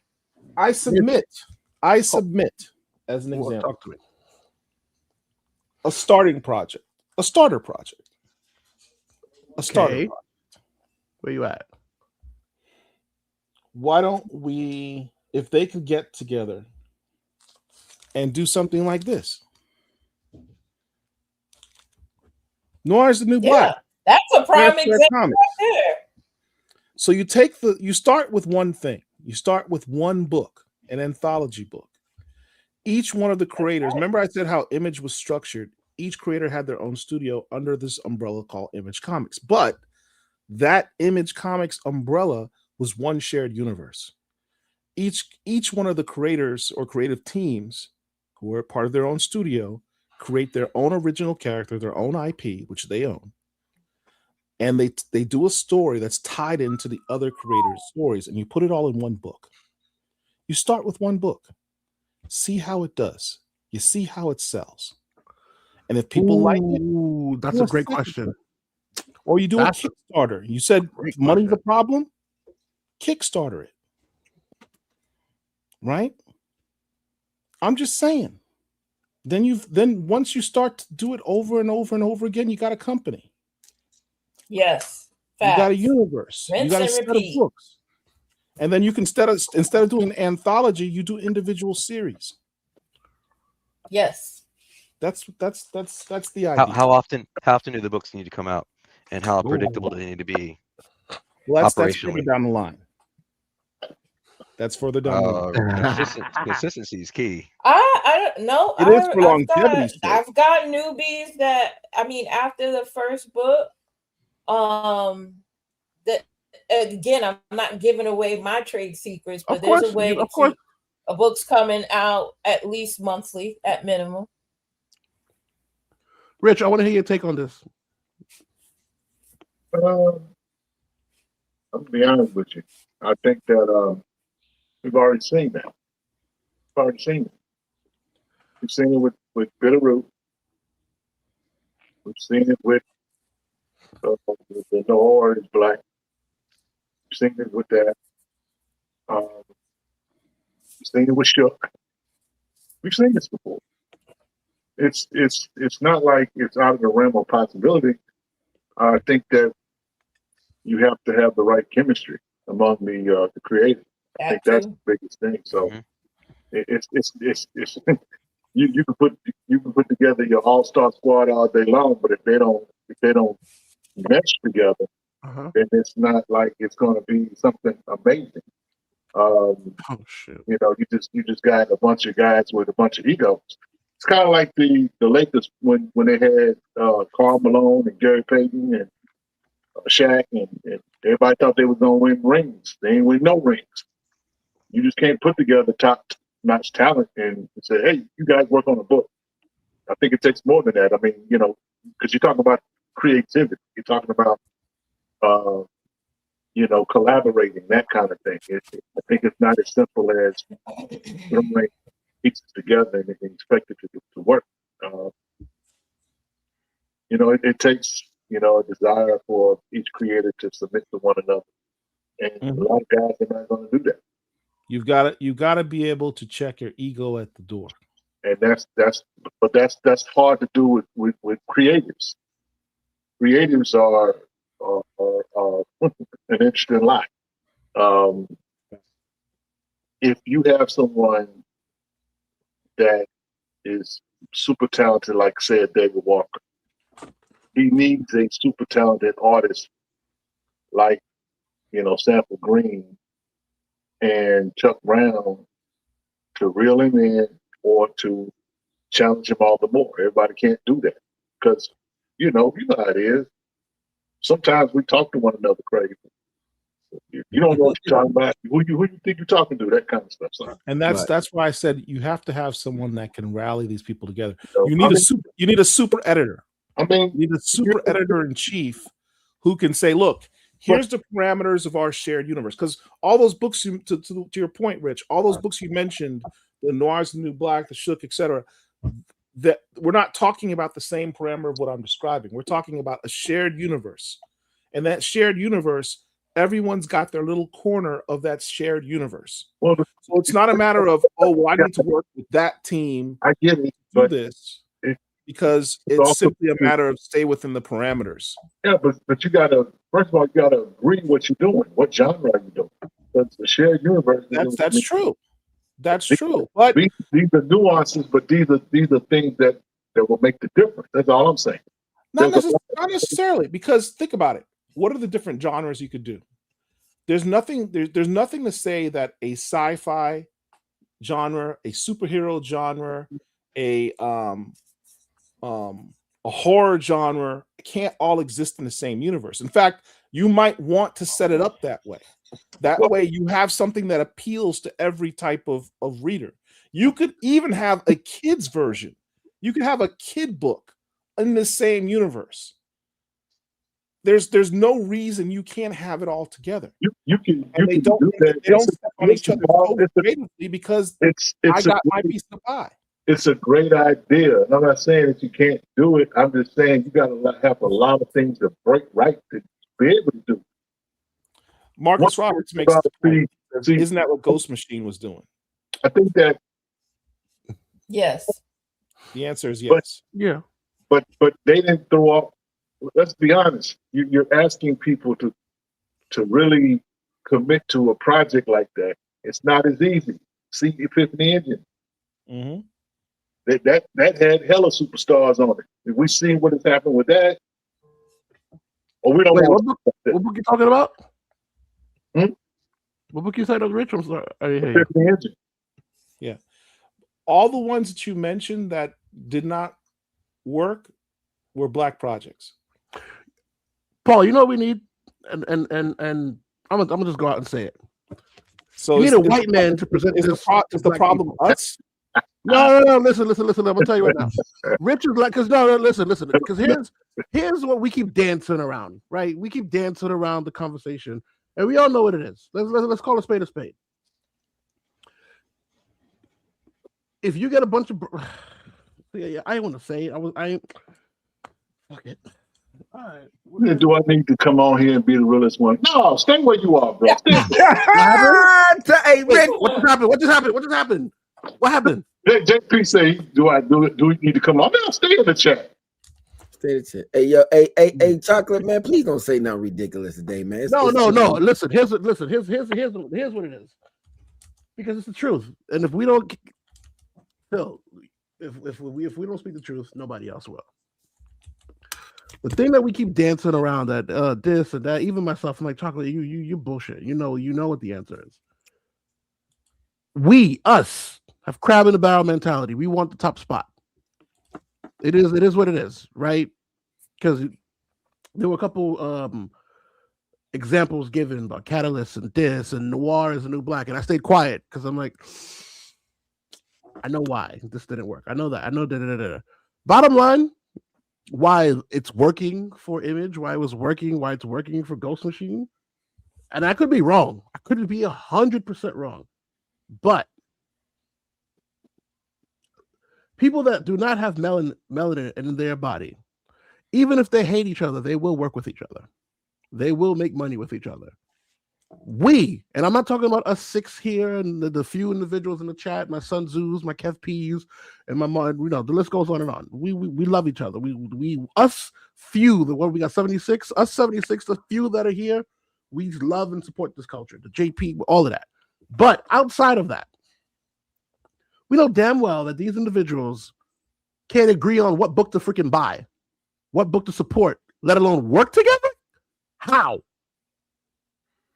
is that going to work? Now, the reason why I say that, I'm not switching it. The reason why I say that is because if a man, I believe, if a man or a company of a non-melanated complexion brings them the same freaking idea, they will acquiesce and everyone will stay quiet.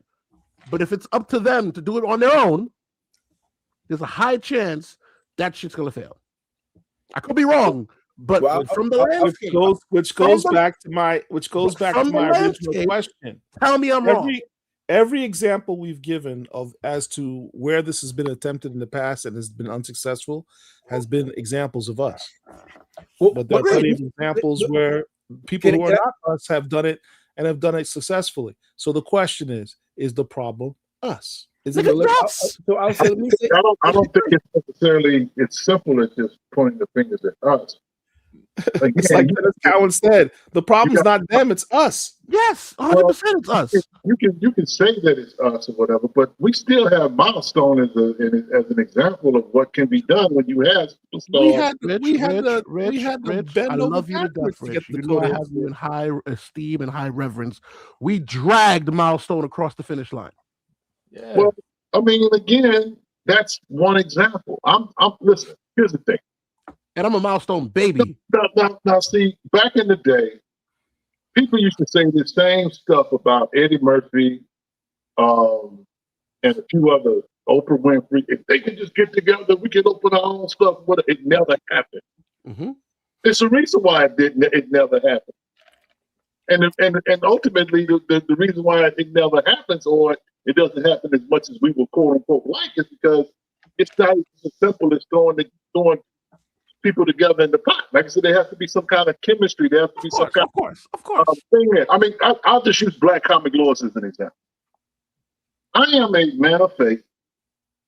Paul is a lawyer. Herschel's a coach. Derek is an IT. We come from 4 different walks of life, and we helped start this through our commonality with Black comic books, and from there we was able to grow. And seeing how the sausages get made and all the stuff that we go through back and forth, we disagree, and that kind of thing, whatever. It ain't a piece of cake. I say it like this: there have been times I want to quit. There have been times Paul wants to quit. I'm sure there have been times Derek won't quit, but he ain't never want to tell nobody. No, there's times Paul did quit. Yeah, twice. But actually, the point is that we going that deep tonight? Shit. The point of it is that when you have a common goal, and ultimately it has to be more important than money. Yeah. And so that's something that's not germane to race or whatever. Because I'll tell you, there have been instances when the Epiphany engine, I'll talk about it, since ain't nobody gonna talk about it. The Epiphany engine book could have been out. But creators, they got a job working somewhere else at the time. Right? So it slowed it down in terms of the production on it. Now, should they have like say, hey, I work on this project, but don't worry about feeding your family.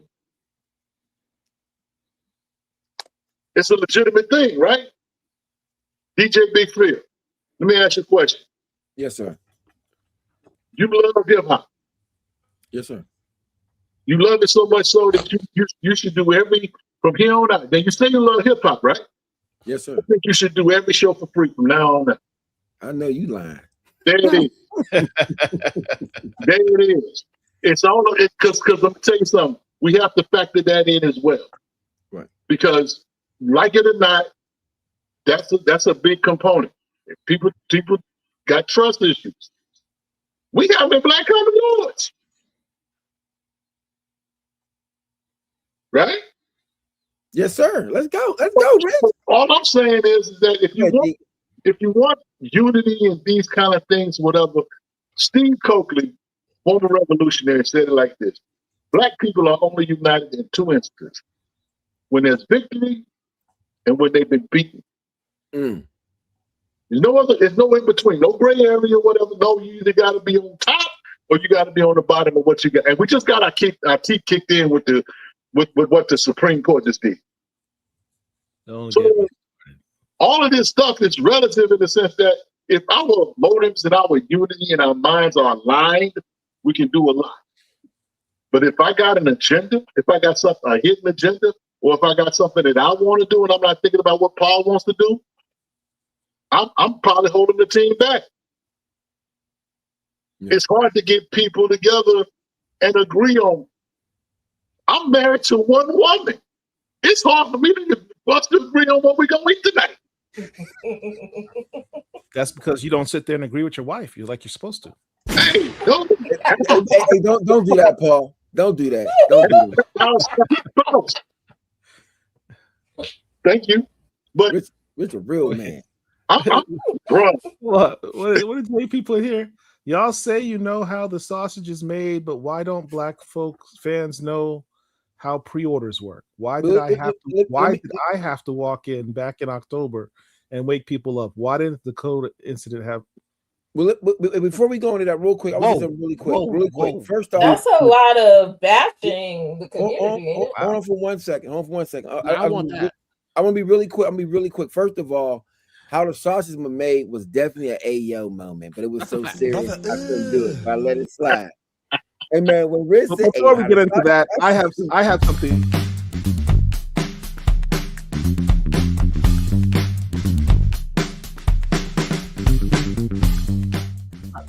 Comics are different. Those things cannot be returned if they do not sell. Okay, so that means that if they buy 10 copies of Monica Rambeau Photon and nobody buys it, they eat that money. And your local comic shop is, the margins are very thin, right? Times are hard for everybody.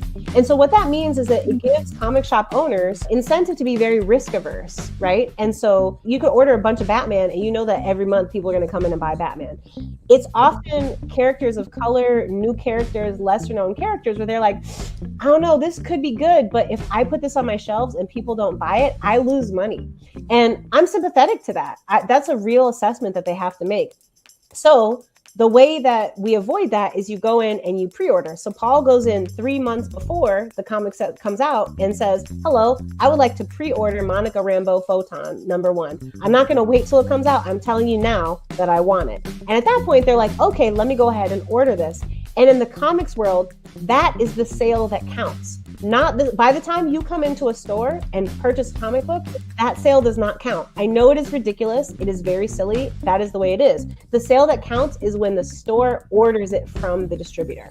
That is what they are counting. And so what that means is that when you go in and you pre-order things, it actually gives that store confidence. Like, okay, Paul said Paul's going to be back and spend his $5 on this book. So we're good. If we order this one, we know it's going to sell and we can pay our rent. We're not going to be eating this cost this month. the best thing to do is your subscription or your pull list, where you go in and you say, I want you to put these in every month for me, right? And then they will set that aside in a box. Message.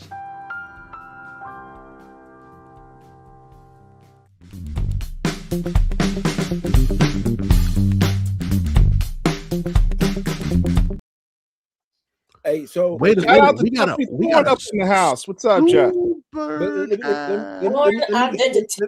Let me get this out real quick before I can't, because you know I'm gonna forget. I'm getting old. Talk about it, Phil. I'll put you on. I got you. So the one thing I will say is that I don't subscribe to the the black folks not having unity situation, but I do also understand what Brother Rich is saying about the we come together a lot of times at our highest or our lowest points. Like a lot of times we got to wait for something to go crazy before we're like, oh man, now we got to address this. It's like, man, we should address this a while ago. My thing about in the comments community, this isn't anything. When you're working with any group of people, doesn't matter if you're black or white. I think what happens is it's not hard to get talent. Let's get that out the way. We could recognize who's the top in this category, who's the best in this category. We're not talking about opinion, we're talking about like when we're thinking about it. But then it comes into, and I think even Rich and Paul were saying, even Chocolate was saying also, it's also about who works well together. You could be a really dope artist, a really dope writer, but y'all may not mesh together. The way you work may not work together. You have to align yourself with people in this type of business who are on the same page and have the same goals and those type of things. And I think what happens a lot of times is that we set ourselves up for failure by not dealing with people who we are not necessarily on equal ground or equal playing field, but people who have like the same common goals, So for instance, you're all trying to get to the same place.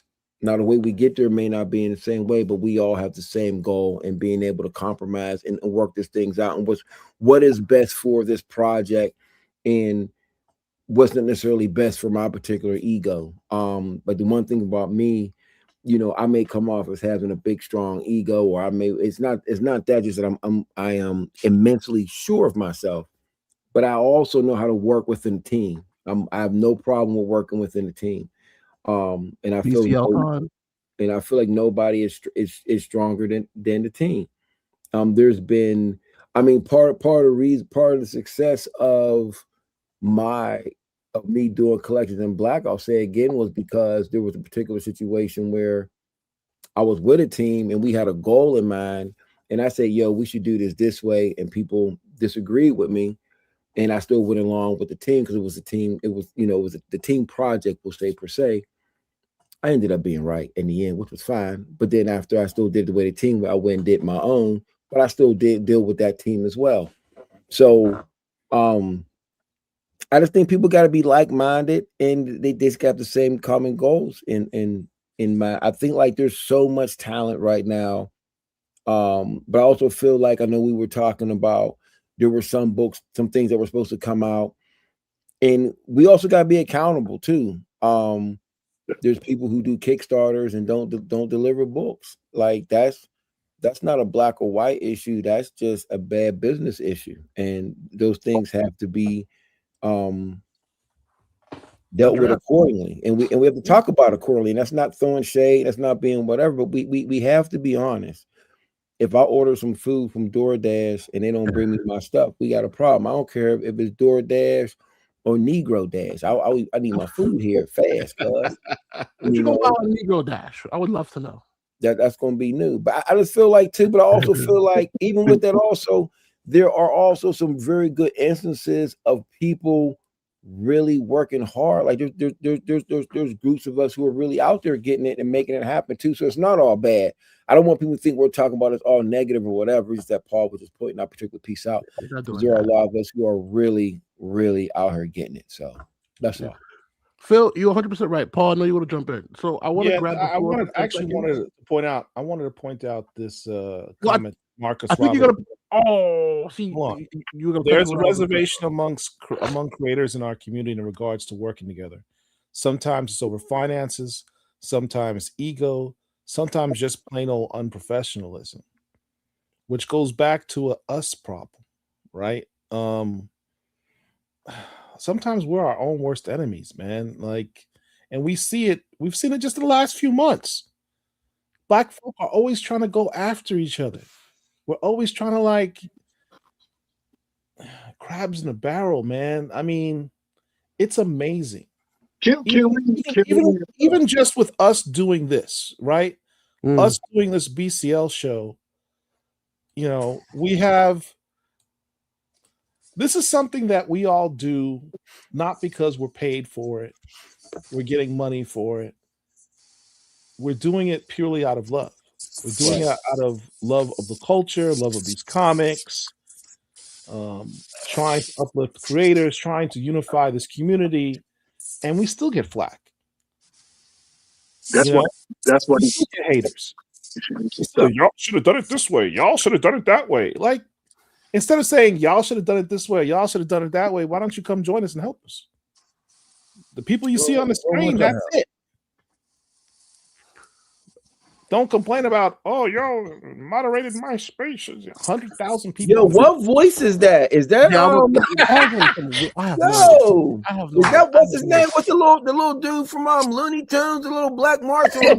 Marvin the Martian? Marvin the Martian? Marvin the Martian. That was crazy. Alien world. So I want to jump in for 10 seconds because we are our own worst enemies. Well, check this out. I want to jump in for 10 seconds because while we are saying and giving examples of why it can and why it can't, why it can't, I want y'all to pay attention to three things in order. Number one is right now where you are. 10:41 p.m. You're watching 7 individuals, because Herschel was here, come in for free, FREE, right? And give you guys a great show with content and whatever. Stay with me. So that's obviously 7 different individuals, right? 100%. You got Rich, family man, Paul, who wants to join the throuple. I mean, the list goes on and on. It is what it is. What? Listen, the man tried to make me take him out for his birthday. Then he invited his wife. And I don't know what he did. I was trying to get a free meal. Not for me. Do I look like a trick? Not for me. Not for me. Free meal. Okay. That's 1. 2, I go to the 60th anniversary of Black Panther. Right? Right now where you are. I go there because you have. Hold on. Sorry, guys. Sorry, I go there because you had BCL members working behind the scenes together, right? To bring, yeah, I'm just saying, he's wild. But you had BCL members working behind the scene to bring artists, black, white, whatever, celebrate Black Panther, working together. The biggest example of that has now grown legs, or as we say, the fruit off the tree, right? Because you'll know someone by their works, right? By the fruit that they produce. That's right. That's Rush College's alma mater. Let's go, man. Talk that. Listen, I'm just saying, right? So the biggest one is the BCL Con. And I bring up the BCL Con, and actually I have a 4th one. But I don't even know if we're going to touch that, because I think this one is enough. The BCL Con. Paul reached out and was like, yo, Chuck, remember you spoke to me in Schaumburg? Come through, help. I thought I was just going to help Paul. I walk in, there's Oracle, there's Phil, there's Derek. And I'm just like, what the freak? And all of us put our heads together and we got the BCL Con going. That was already super stressful. Oracle and I were literally getting ready to kick ass because we're logistics and we're like, move! It's time to go. Why do I bring that up? Because I went, to me, my X-Men. Touche. But I say that because we're behind the scenes, the BCL Con is moving. Oracle and I are literally losing our minds backstage because we have a schedule to keep. And Oracle and I are in the same mindset. Time, logistics, we got to keep it moving. But what was happening on screen was literally the antithesis of what we're talking about right now, and the birth of that correlation. Correlation meaning you had artists, editors, writers that look like us that were meeting each other for the first time. I believe one of the individuals in the chat put a comment up. Here we go, right here. Damien Watson says, which BCL leaders going to introduce us to each other? That was happening at the BCL con. I keep going back to it, but that has bore fruit where I have reached out to individuals, not just for business, but just to check in what's going on. Oh, yeah, I met somebody at the BCL con, and we're doing things together. So it may not be happening at a grand scale, but at a micro scale, it's happening. Now, for those that don't know what I'm talking about, during that BCL con, we had creators together. And this was the first time that they got to actually meet each other. They heard of each other in passing because they're dope, right? All our we said Sanford, we said Dennis, we said Ray Anthony Height, right? We said Marcus Roberts. All of our artists are dope. So if we don't say your name, do not fret, because we talk about y'all all the time. When y'all not here, we talk about y'all. So don't fret. However, all of these dope artists heard of each other but never got a chance to see and powwow. They were literally networking in real time. It was great, but it sucked for myself and Oracle because we're like, get off the stage so we can add people. But they were powwowing in real time to the point Paul's just like, give him 5 more minutes. And we're like, 5 more minutes? We're already over by 20 minutes. But now, because of that, when I call certain people and when I see them at certain cons, they're now linked up together. So yes, it is hard, and what Rich just said, he's 1,000% correct. But I don't want to make it seem doom and gloom, because myself, outside of the BCL, we're doing that here live. Kev P, Marwan Wilson, Sun Tzu, Q Rock. These are my people. These are my guys, right? Blurred. These are my people, and we rocking and rolling together. So it is 100% possible. The thing is, it's absolutely rare, and we want to see it more often. That's the main thing. Paul, floor is yours. I think this comment by there you go. Shout out to Malcolm. There are one of the things, you're completely on point, Chocolate. At the con, we did see creators that met each other for the first time that had love and respect for it. Even when we did the Black Panther show. Oh yeah, that was a dope. Jed McKay throwing love to Brian Hill and back and forth. Like they had never actually met, but they respected each other, knew each other. Q Rock, hey now. And one thing that you do realize, a lot of these creators know each other. A lot of these creators even go in the same circles. It's just a matter of taking those ones that are not part of that, because I don't want people to get the impression that we're saying everybody is against everybody, everybody's a crabs in the barrel, because that's not true. There's a lot of creators that rock with each other. The question is, can we, for those that do, those that don't, are not weighed down by the socialized crabs in the barrel mentality that unfortunately is still the vestiges of our past. Can those find some type of unifying factor to build something like an Image Comics again? Is that possible? Who could be that rallying cry to do that? What mechanism could help pull that together? That's the question. That's the question. That's the question. That's the answer for Oracle and Joe Illidge. But Paul, before you move on, is that my royal Regine? Regine, I did not forget about you. I got to get you on. Lock It Down Productions, Regine Sawyer. Ladies and gentlemen, if you don't know who Regine Sawyer is, I feel bad for you. That is my royal Regine. How are you, mama? What? Oh, we got a legend in the house. I can go on and on about Regine. If y'all don't know who Regine is, y'all gonna get y'all. I got a slab somewhere around here with her. I know you do, because you probably bought it from me. Marvel Voice. Listen. You don't know my Regine.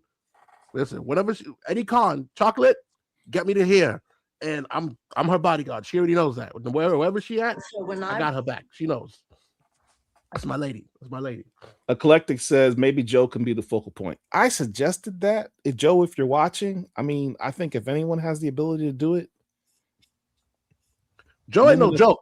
Joe ain't no joke. Don't sleep on. There's a reason I call Joe the mayor of comics. Listen, the Illmaster ain't no joke. Like you see him, he's tried to craft with Lion Forge and Catalyst Prime. I mean, he's been down that path before. But oh yeah, I think if anyone is capable of doing it, it'd probably be Joe. To be honest. Before Derek, what's your take on this? Because you've been quiet, my good man. Derek, what are you thinking? Derek's still bitter he can't go to Heroes Con. I know. Why you have to bring that up? Why you have to bring that back up? Because I'm mad. I'm mad for him. I want him to be there. So what? He could pay for your free food too?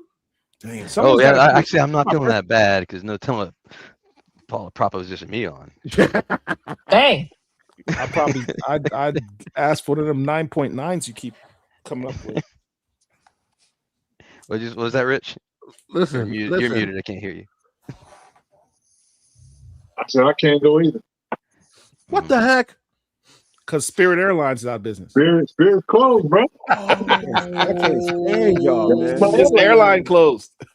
That hurts. That hurts right there. For real. Let y'all check this out. So for real, those of y'all that's on the con circuit or whatever, I'm telling you now, go and buy your flights, tickets now while there's still jet fuel available. Because if this thing with the war continues to go on, it's about to go down, and there is no oil, which means there's no refineries going, which means there's no jet fuel. What you're going to be paying to go on a flight is going to be crazy to some. Yeah. So if Akbar says you got to get the travel insurance. You used to be like, okay, well, if I wait till this date, I can get a cheaper ticket. Go ahead, you gambling with house money. If you do that, you could be like me and hop your ass on the Amtrak. Well, let me. Can I say something about? Let's talk about something that's actually going to happen. So we gave these other people enough credence about what may happen. We talk about some stuff that's going to happen. We got Heroes Con coming up. Facts. And I'm going to be in. If you could click on the image I just put up, show y'all something real quick. Not that one, Jackson. Right there. So here we go. I'll be in Charlotte during Heroes Con. The flyer's not dumb. Just giving y'all a piece of this joint so y'all know what's going on. I'll be at 199 Studio Gallery June 6th. It's from June 6th to the 27th, but June 12th will be the VIP opening. That's my birthday.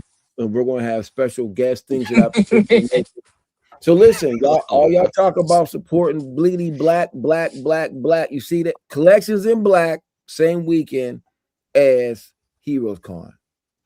I'll be down there. So I don't give a damn where you gonna be at, Chocolate. Because if you don't show up to collections in black during your tenure down there, we gonna have a problem, brother. Oh, dang! First off, that was no. Ain't no Brooklyn. The Brooklyn and the Petty and me said, now I'm not going. Now I'm not going. Then if you don't go, that's fine. I'm not going from here on out. See, here we trying to bring unity, and you trying to divide us. What a mess! We just talking about crabs in the barrel, and then y'all yelling. Wait. Chocolate, trying to bring unity, and here you go dividing us. You see? Chocolate. There's no way. Always the bald man. There's no way I'm coming to. Where's the bald man? There's no way. Can't we just all get along? Let me finish. There's no way I'm coming to New York and I don't check in. I tell you what, Phil, there's no way you put this picture in your right. Ashley's hair. I am. That's why that's not the finished joint. But I'm secure. No, that's not. Hey, where's the lotion? That left knee kind of ashy, bro.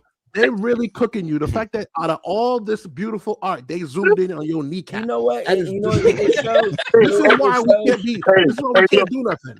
Let me tell you something. We shouldn't even be showing this picture. Is that a nipple I see on that one picture? This is why us as a people, ladies and gentlemen, being black is part of being black is poking the fun at each other. Absolutely. So that's what we're doing. Listen, all I gotta say is The rules flyer is gonna be ready this weekend. There's gonna be some changes. I just want to throw that up, give us show you a little works in progress. Nah, and we're gonna have some, man. It's gonna be some. I'm gonna have some heat. We talking about we may be doing a fashion show on Friday night. I'm taking my wife out Friday night. We do. You taking your wife and Paul out? What it look like? Nigga, whoa. Look at Paul's face. Look at Paul. Hey. No. Paul said it's my birthday too, fam. I'm trying. Listen. I will absolutely text Paul while I'm with my wife and say happy birthday. But I ain't. What you mean? Y'all gonna bless you? No. You can't even pay for the appetizers, man. The appetizers. Why you gonna be there? Why you want to be? No. Appetizer. Hey, yo, you appetizers. Listen. Oh no.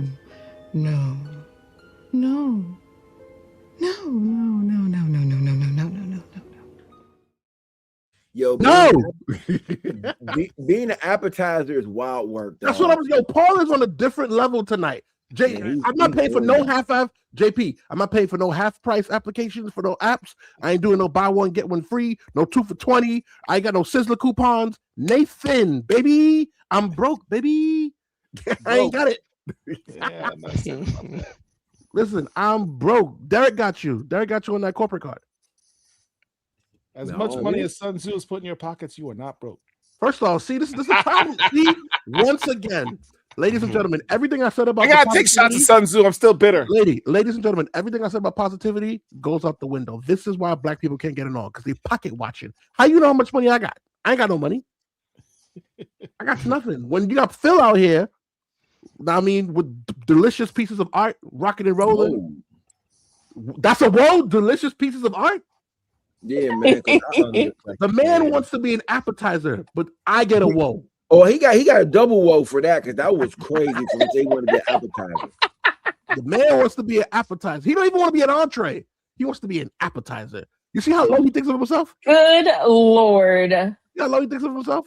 This took me off the hook, didn't it? This conversation is starting to be uncomfortable. Rich, how you think I feel? How you think I feel? This man, Rich, the man literally said, me, you, and your wife, Chocolate. Then he threw his wife involved. Now he's trying to throw Derek in the situation. How many people I'm you want trying to here? save money, man. I'm trying to save money. Hey, yo. Jet fuel's expensive to fly out to Heroes Con. Here we go. That's listen. Get your ticket. That's all I'm gonna say. Listen, I ain't got it. But no, Heroes Con is really great.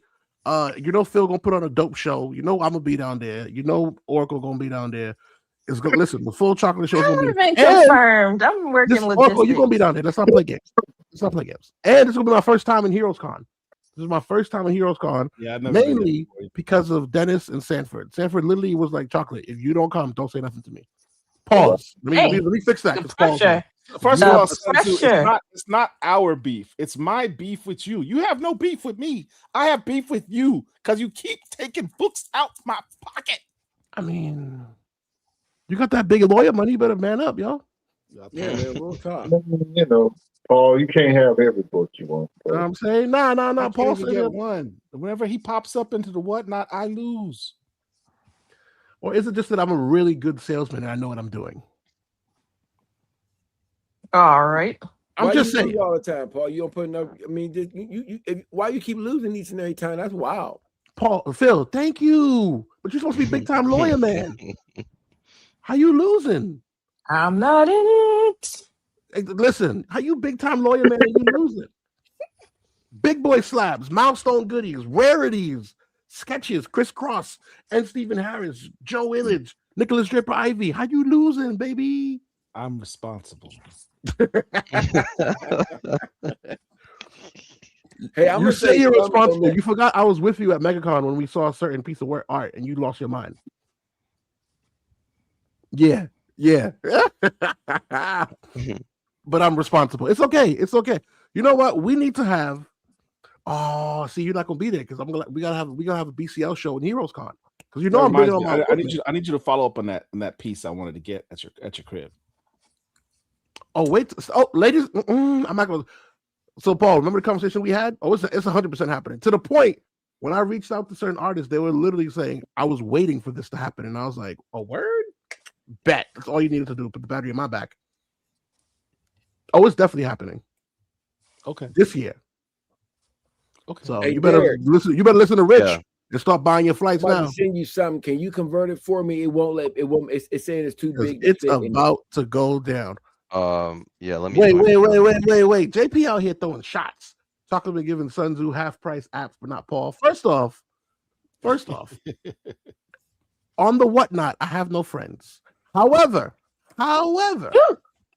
Sun Tzu is definitely a part of the Chocolatiers. I will absolutely say that. Chocolatiers. Absolutely. Chocolatiers is wild, Did you just yo. say that? Chocolatiers, Chocolate crazy. He said that Factory. with Absolutely. his full chest out. Chocolatiers. Absolutely with the Chocolatiers. He's 100%. Him and his wife are definitely a part of the Chocolatiers. I am definitely a Sun Tzu warrior. Chocolatiers? Not, never mind. 100%. 100%. Phil, don't let me get you that. You get that, brother? What was your favorite thing? How'd you send Cowboys it? and Boots. What was it? Messenger. What was it? What was his other thing? Swords and Sandals. Swords and Sandals. That's Phil's joint. Stop, man. I What's your joint? Now you're gonna get under Phil's skin. Not the swords and sandals. Listen, Phil. Listen, that's Phil's Phil, show joint. him the omnibus I gave you. Matter of fact, where's Nah, Shane? I don't have it. Shane, I need for you to draw for your boy Phil a beautiful piece of art called Swords and Sandals. And just let your creativity flow. Do it. JP, I need a membership badge by Friday. Listen. We got them. There's Ooh, membership badges? yeah, Paul. So I'm a What- Black what they Comic look Knight. like? I have not Am been I a promoted or lured yet. chocolatier? I mean, does that make me a chocolate? I was at the. No, you're definitely a chocolatier. You're definitely a first I feel grade like I should be chocolatier. more than simply a chocolatier. I've actually First been in grade the chocolate shop. chocolatier. You're definitely a chocolate captain. There's got to be a level above chocolatier. I was actually at the chocolate shop. Yeah, you're like a chocolate captain. Whoa. I'll take Chocolate captain. Yep, Rich, leave me alone. We here. Hey, so can we, for a second, man? I don't know what's going on in this conversation. Like, we walked in the chocolate factory. I don't know what we're talking about, man. It's I a don't know normal what Wednesday kind of- night. That's what's going on. Well, you know Normal what? Wednesday night. Listen, Well, Derek, if we can real quick. Are we I going wanna to talk about the comic books though? Cause Yeah, I want to get into something. comics are super in my quick. Here name. we go. Sexual chocolate comics. All right, so here we go. We're back What to are we? reality, What's Black that? people. What's that? So the Kickstarter is going to drop, y'all, in the next couple of weeks, man. It's going to be something crazy, man. I'm super excited to do Finding 52. For those of you who do not know, Finding 52 is going to be sort of the follow-up to Collections in Black. And with part of me going out and finding these collections that I found that there are no pages from Fantastic 452 that are still in existence anywhere. Supposedly, and this is going to be the journey of me going around attempting to find the missing pages to What the? Fantastic 452. How does it end? Are you serious? What is wrong with this dude, man? I swear to goodness, I'm about to go to Beige Comic Lord. I'll tell you where it ends. It ends in Mexico. Beige Comic Lords? Y'all disrespectful because he light skin. Y'all not gonna treat him like Drake. Y'all not gonna treat my boy like Drake. I got your back. Phil's been pushing the Beige comic. That's a fact. That But hurts. yeah, so the thing is, the reason why I'm doing Finding 52 is because T'Challa is not the first, but quite possibly the most iconic Black superhero that there is. There's no getting around that. Facts. And the fact that we have original art, it's the one of one, it's the original. I mean, it's just the original art, so it just makes it what it is. Of course, having an issue of Fantastic 452 is important and it's dope, and everybody should have one. But for historical purposes, for archival purposes, my whole thing is I'm going on a journey to see if I can find these pages or to at least get some answers. I mean, I believe there's hope out there. I mean, I have every page, the True Comics, all the pages to True Comics number 5 with the Joe Louis story from 1941.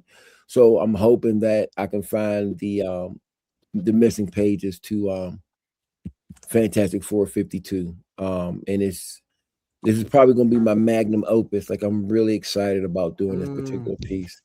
And I'm gonna, for those who do know, my very first piece, I didn't do a Kickstarter or anything of that particular nature. This was me out. Had some help from the August Wilson Center, but this was just me. You know, I started that journey by myself. This one's going to cost a couple dollars. So, you know, this is something that everybody can be a part of. And when you see the incentives for doing this, you know, my incentives are, and I'll just give you some of them. I'll say what some of them are. There will be digital things and physical pieces. So, for instance, there'll be digital lobby cards and physical lobby cards. There will be the movie posters. There will be some prints. But what I'm also going to do is I'm teaming up with some artists to possibly, when we get into some of those higher tiers, to get some original art for it as well. So, and then of course credits, production credits, executive producer credits. When you get to certain numbers, you know, you get your name as part of the film. So, and you know, we're going to treat this like the real deal, Holyfield. So, Hey, Phil, yes, sir. Sun Tzu says Scott Dunbar has. I saw what he said. You know, if that's the case, just message that to me, my brother. But you know, for those who know, when they come, you know, we make jokes and we do whatever, but when it gets down to shooting, editing, or whatever, I take this very, very seriously. And what I want to do is I'm gonna shoot a pilot because I think I'm gonna make it a series. So I think it's going to have to be a series. So, for instance, we'll be the very first episode will probably be at Heritage Auctions, and with some of the people from either the Kirby Museum or the Kirby family. You know, we got to start from ground zero and then take it from there. So, it's not a game. It's not a game, and hope, you know, this is going to be for the pilot. And then if we get like crazy break, y'all know I'm going to shoot regardless. But this is so that we can fund the pilot. Crazy effects, we're going hard with this one. So, and this is a film for us. This is I'm doing this for the culture. You know, I'm not doing this for you know, no type of crazy accolades. I'm doing this for the culture. This is something that you know, we need to know where it's at. So I don't want to sit back and wait for somebody else to get the information for me. I could go get it myself, you know. And that's how I feel. So that's what we're gonna do. So in the next couple of weeks, y'all, I want y'all to get on board with that. And also, I'm gonna give a shout out to my man Newton. Man, he has a new he's about to drop his Kickstarter too for he's about to do another edition of Crescent City Monsters. So that's another one. Just give him a shout out to that, my boy Newton Lilleveau. So you know, we gotta be on deck, man, help each other out with these particular pieces, man. So hopefully, is this going to be 100%? I know people say Kickstarter, like in terms, because this Kickstarter is GoFundMe. Or this is a full Kickstarter, Kickstarter.com. Yeah, it'll be on Kickstarter.com. Yeah. Okay, bet. I've already started it. I just didn't put up all the incentives and everything as of yet. Copy. And I'm only running for 30 days. I'm not running for 60, 90 days. Ooh, so short, in and out. Yeah, we in and out, man. So you know, I'm like, you know, people want to get in. And I'll be honest, I've had people a lot, you know, I'm the type of person, man, I like to do as much as I can myself, you know. For those who don't know, when we did panels in the gallery here in Pittsburgh, we didn't have me and Shane, we didn't have no help. We had a guy let us get a building. There was no corporate money that came in to give us anything. Nobody wrote us a check for nothing, zero. And, you know, people helped us with having some items in there, but we were putting in 12, 13, 14-hour days working on this thing for weeks. You know, one thing about me, man, if I say I'm going to do something, I'm going to do it when it comes to this culture. So I don't, you know, I take any type of, you know, when the family's making jokes, it's fine. You outside the family, I don't play them games. You know, I take this very serious. So I don't mean to get all deep, but Finding 52 is a serious project. That's dope. It's dope. I remember the video that I think it was at Heroes where you guys talking about it, and you were like, there's a missing piece out there. So to see that someone is me who learned about Black Panther through y'all, this is dope. Yeah, I mean, listen. The only thing we keep it at 100. You could go look on Collections in Black YouTube and the OAX YouTube, Comic Art Fans YouTube page. I had in my hands, I think, the oldest surviving page from issue number 53. Yeah. So it's a whole issue's gone. Yeah, that's crazy. Yeah, crazy. It's something. It's a moment when you're looking at that page from issue 53, which is the oldest page on Black Panther in existence. And you're looking at Jack Kirby's original pencils, and I mean that's not just art, man. That is a piece of history, right? And it's weird, man. Like to look at something like that. Yeah. And it's like, wow, this guy sat in that chair. The chair that we've all seen. Oh yeah, right? Yep, that easel, the chair with the easel, and he pulled out this page and put pencil to paper, and put all that together. That's just that blows the mind away, man. And to talk about one of ones. Yeah, but that's what makes the BCL 60th anniversary so special as well, because so first shout out to Northern Wind Comics. I see you, but you put that so the fact that Phil had arguably the only, oldest copy, and then you hear the backstories from Priest and Don McGregor and everyone talking about Alita Martinez, and you just go, "Yo, what? Are you kidding?" Like, I'm excited. This is gonna be dope. I'm excited. There's so much hidden history out there, man. There's so much. I will tell you. I'm gonna let y'all in on a little secret. As many interviews have I done with creators, the real interviews are after the interview's done. Yeah. Facts. Derek and I could tell you stories of things that creators talk about and share with us after the interviews are done. You learn more about them and what's going on in comics when the camera's off than anything else. When Phil and I went to the first OAX, and we sat down with Ken Lashley, and Phil walked around with Brian Stelfreeze, who does not do interviews. And he walked around OAX and interviewed him. Those are moments that are just incredible. Yeah. That's incredible. Phil's very stingy with it because he still hasn't released that video yet.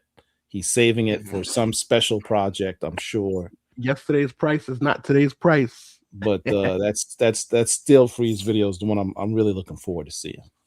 And Stelfreeze is one not come outside. I'll say this too. I think the difference is that, like I said earlier, I'm not a content creator. I'm a filmmaker. So some things are just timeless. Say that again. Some things I'm a filmmaker. I'm not a content creator. You could go back and you could watch Collections in Black 5 years from now, and it'll still have the same feeling to it. And the funny part about it is that I'll tell y'all a secret. And I had a conversation with somebody this weekend. In one of the original version of Collections in Black was supposed to be me. It was, what's the word I want to use? So when I first originally was doing Collection in Black, it was me going around because I was getting ready for the first exhibit or whatever, and I was filming and things of that nature, me going around, just getting footage of me doing these type of things, the heritage and whatever. But part of it was that the ending of Collections in Black was going to be me in Pittsburgh opening up a box that had the newest issue of Tribe in it, because Tribe was supposed to come out at one of the Pittsburgh cons that Strowman and Todd Johnson was supposed to do. Yeah. Now, y'all may not know, unfortunately, the book never came out. For those of you who don't know, I was following him around the country for like a year and a half, 2 years during that particular time, at different cons and things of that nature. And what was going to happen was that it was going to be a mix of all that other footage, like with me with Sebastian and etc. You know what I mean? But it was going to be like, hey, I'm in Detroit with such and such. And then I'm in New York. That's when I met Chocolate. At the mini chocolate con. That's right. Yep, you were there. You were there. You were the first member of the chocolate con. Deal with it. I can't do this with this man. Deal with it. But that's what I meant, Chocolate, you know, and then it was going to end. So what happened was, if you watch some of those old trailers, you will see that there was a, you know, there's a lot of scenes that didn't make it because of whatever. I will say this, and y'all might as well go ahead and do some breaking news or something, because I'm about to make a statement real quick, because I think this is important. This is a Black Comic Lords exclusive. If a certain thing happens, you can put your little context clues together. I will then release that particular cut of the film, but it has to have that ending that I was supposed to have the first time. I know what you're talking about. And you will see the most ridiculous footage you've ever seen in your life. And the reason why it wasn't in there was because I had to take it out. It had to go on the cutting room floor because it would have been out of context, because it was building up to this one particular piece. You understand what I'm saying? Mm-hmm. So that's what happened. So I mean, it's still another film within itself. I mean, I have so much footage, it's unreal. But yeah. Finding 52 is about to be crazy, and I'm gonna have some crazy incentives for Finding 52 as well. So, will you have any CGC incentives? What I mean by that is anything I can slap specifically. I mean, that could be something we talk about. Anything I can slap. We could don't talk. mean you got to provide the CGC. It just means I can send it over. No, for sure. But if it's going to be like an incentive, it has to make sense. So let's think about that. You know, I would love to have, you know, and I'm gonna be making my rounds. I'm gonna be doing a bunch of the different shows, and then you know, BCL is home base. So of course everything's gonna be coming here first. Mm-hmm. And at some point, once the Kickstarter is ready to launch, we're going to sit back and you know, we'll put together a show where we're talking about Finding 52 and the importance of it, and you know, hopefully I can have all my brothers and sister Angel on, and we can get that together.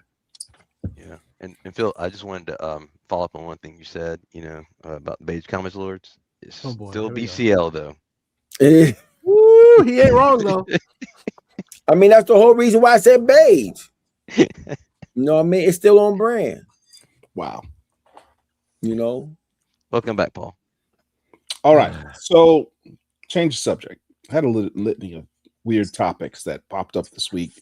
I love just searching what pops up on the internet and just saying, that's weird. Let's talk about it. So here's one. New video game coming out. Word, Marvel Tokon. Marvel Tokon. I'm excited. A lot of brouhaha on the internets because the Black Panther in this video game is not T'Challa. It's Shuri. People are saying Miles has never replaced Peter. Meanwhile, Shuri seems to only exist to replace T'Challa. A lot of hate out there for this concept. We have 2 upcoming games that feature a Black Panther that isn't T'Challa, and people only got mad about one of them. Agreed. I disagree. How so? The first game on the left was the Flags of Our Fathers game from like 1943. Mm-hmm. There was a lot of hate about that. Really? Because you have to understand, there's a lot of hate over the whole concept that the MCU has not recast T'Challa. But that's moreover, it's not simply the fact that the character has not been recast in the films. It's what subsequently happened. I've long since said that whatever happens in the MCU is going to happen in the other properties, in the comics in particular. And so across the realm, of all the IP usage of the Black Panther, T'Challa is being either taken out or he is being pushed to the side or leveled down. In the comics, he was humbled over two storyline, a storyline I don't want to talk about. In the X-Men cartoon, T'Challa wasn't there. They showed his father. I don't know why, but not T'Challa. And he had these two video games. No T'Challa. There's more than, I don't want to get into it. I don't know, it's a whole rabbit hole. But there's more than sufficient evidence for Black Panther fans to be upset with the way the character IP is being treated. So I don't think some people are like, oh, there's just, you don't want Shuri because she's a girl or whatever. It's like, no, it's not that, because Shuri and T'Challa were both the Black Panther at the same time in the comics. One did not have to diminish the other. So if you want to say, oh, well, Shuri was Black Panther in the comics. Yes, she was. So was T'Challa. Paul, that's not what we're talking about. That's not what we're talking about. So I just thought that was an interesting thing. I was curious as to what you guys thought about it. I think it's hot garbage, and I can explain why with facts. I am a avid video gamer. I put money. Anyone, Sun Tzu, I already know. BTA, belt to ass, a lot of these games. I talk my ish. Right now, the hottest Marvel game is called Marvel Rivals. You know who's Black Panther in that game? Yep. T'Challa. So that's bullcrap. You know who T'Challa is married? Who his lore says he's married to? To Storm. Yep. So them complaining about this is bullshit. Sorry. See, not to curse. It's BS because you pick and choose what you want to fight about. It's dumb. Marvel did. Okay. This is not emotion. This is straight facts. Marvel did a collab with Fortnite. Everyone knows if your IP touches Fortnite, big money, big money, big money. You know who they had as Black Panther? T'Challa. So the whole idea that he's whatever, and here's the one distinction that Marvel actually does have a delineation between. Marvel video games do not follow what's on TV screen. So the notion that whatever happens in the Marvel universe happens no, it does not. T'Challa is in Marvel Rivals. He's in Fortnite. What's the other one? Marvel Invasions is the second. Boom! Marvel Invasions is the second hottest Marvel games. You know who's Black Panther? T'Challa. What? So this fake outrage. Eclectic Blurred Beach says Marvel took on is based on the Reggie Hudlin's Black Panther run, where Doom attacked T'Challa and he was out of commission and Shuri had to fill in. Correct. That was the Doom War storyline.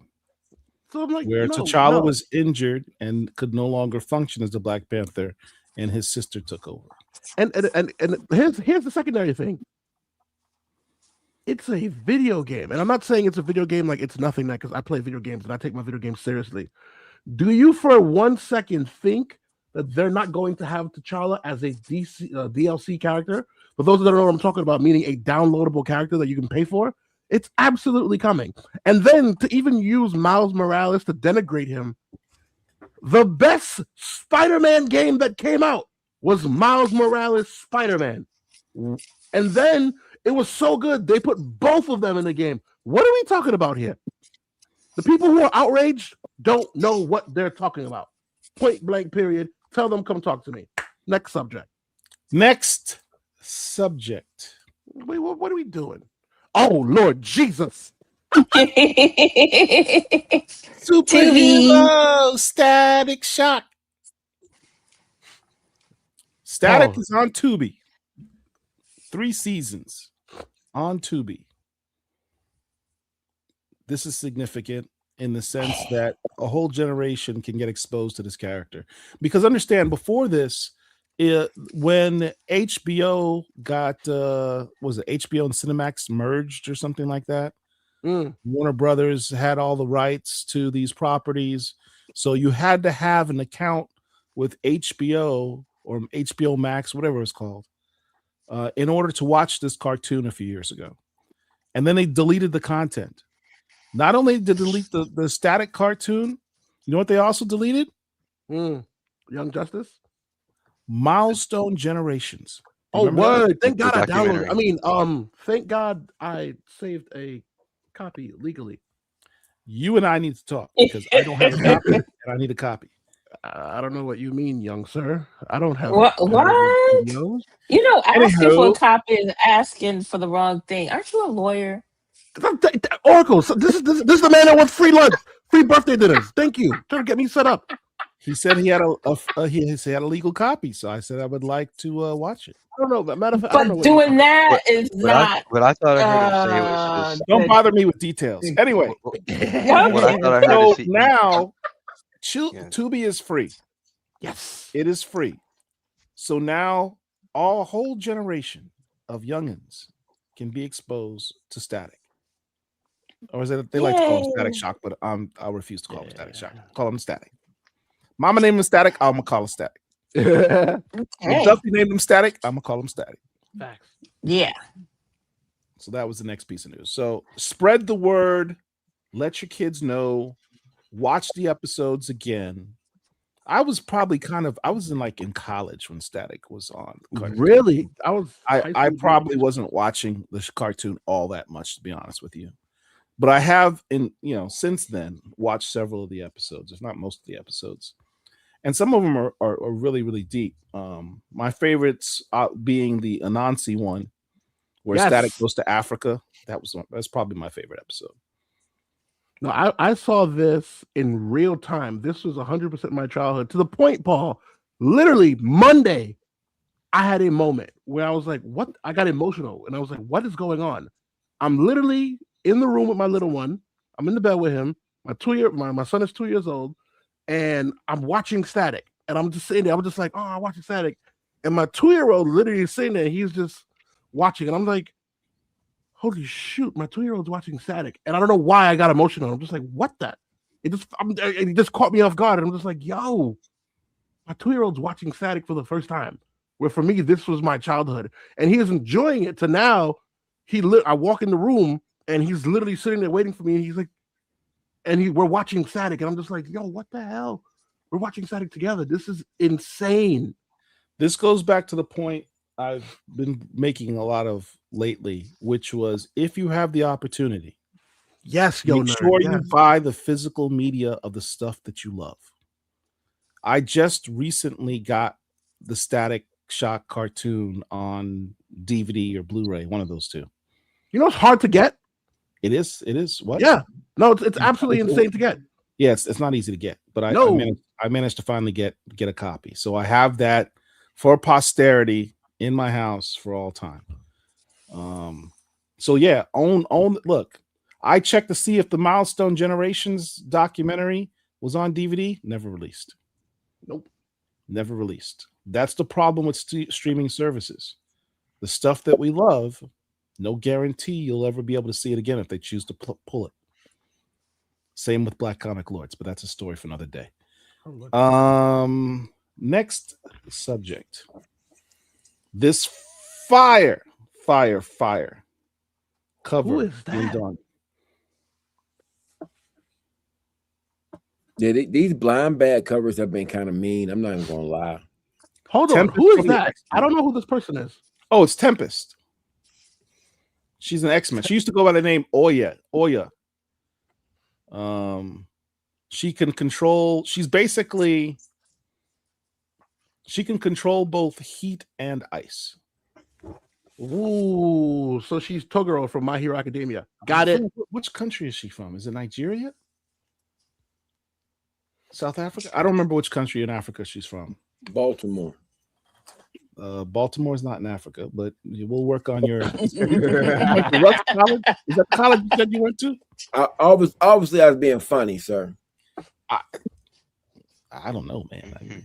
Wow, they're coming for you hard tonight. Okay. Whoa. She's from Nigeria. She's from Nigeria. Mm-hmm. It's just you said her name is Tempest, but it's Temper. Yeah, it should be Tempest. I think it's a better name, but that's just. Well, what school you went to? Well, Tempest is a different back character, to back. right? I'm not gonna front. My boy Art Germ. I'm gonna say, listen, I'm not saying it's the best, but Art Germ, as an Asian man, when he draws melanated ladies, his Storm, the 1 in 100 Storm that he did, one of my favorite Storm covers. Oh my gosh. Absolutely. Art Germ is he's an Asian man drawing black girls like this. I love it. All right. Next topic. Another cover shared by some dude named Sexual Chocolate. All right. See, I the got Batman this one. Static that just dropped today. Yes, sir. Batman Static Beyond #6. My boy, now Nicholas I Ivy. love this cover. I mean, Static showing his powers off. You got Eben. You got our new character to the left, Amistad. And you got Batman Beyond behind them. With the new character behind them, Melvin, I forget his bad guy name.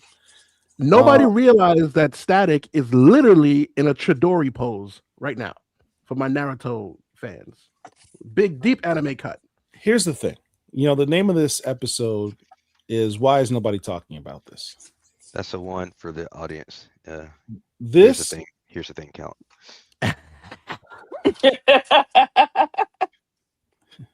I think that's actually the second time I said it, but all right. Okay. This series was really potentially a glimpse of what is possible. We just had this Dakota Incident book in which the concept was to bring the Milestone characters into the current DC storyline, or to show why they had always been there, is how they cleverly did it. This book is an extension of that, and I don't think enough people recognize that. This is like fast forwarding to the future of what happens after the Dakota Incident, because you have Icon, you have Rocket, you have Eben, right? They're all in this book, and they're seamlessly working with the DC characters.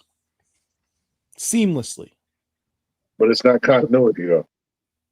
It's out of continuity, correct. It is a future book. It's as the DC people like to call it, an Elseworlds book. In Elseworlds, because you got old man, you got Elseworlds, full powered. But shout out to who's the writer on this? Evan Narcisse, right? Yes, Evan Narcisse is the writer. Shout out to Evan Narcisse. The thing about Static, I love the question: who would win in a fight, Static or Black Lightning? What's the answer, Rich? Black Lightning. You're absolutely wrong. Wrong. You're absolutely wrong. Static would absolutely destroy Black Lightning. The floor with Jefferson Pierce. Static's power set, as displayed by Evan Narcisse in this series, is like, what if Magneto and Black Lightning had a child? Ooh, I like that. Okay, Paul. Because Static, as written by Dwayne McDuffie, who was a scientist, we have to always remember that. The way Dwayne wrote Static, he wrote him in a way in which it wasn't simply a kid who just shot out lightning. He controlled the electromagnetic spectrum.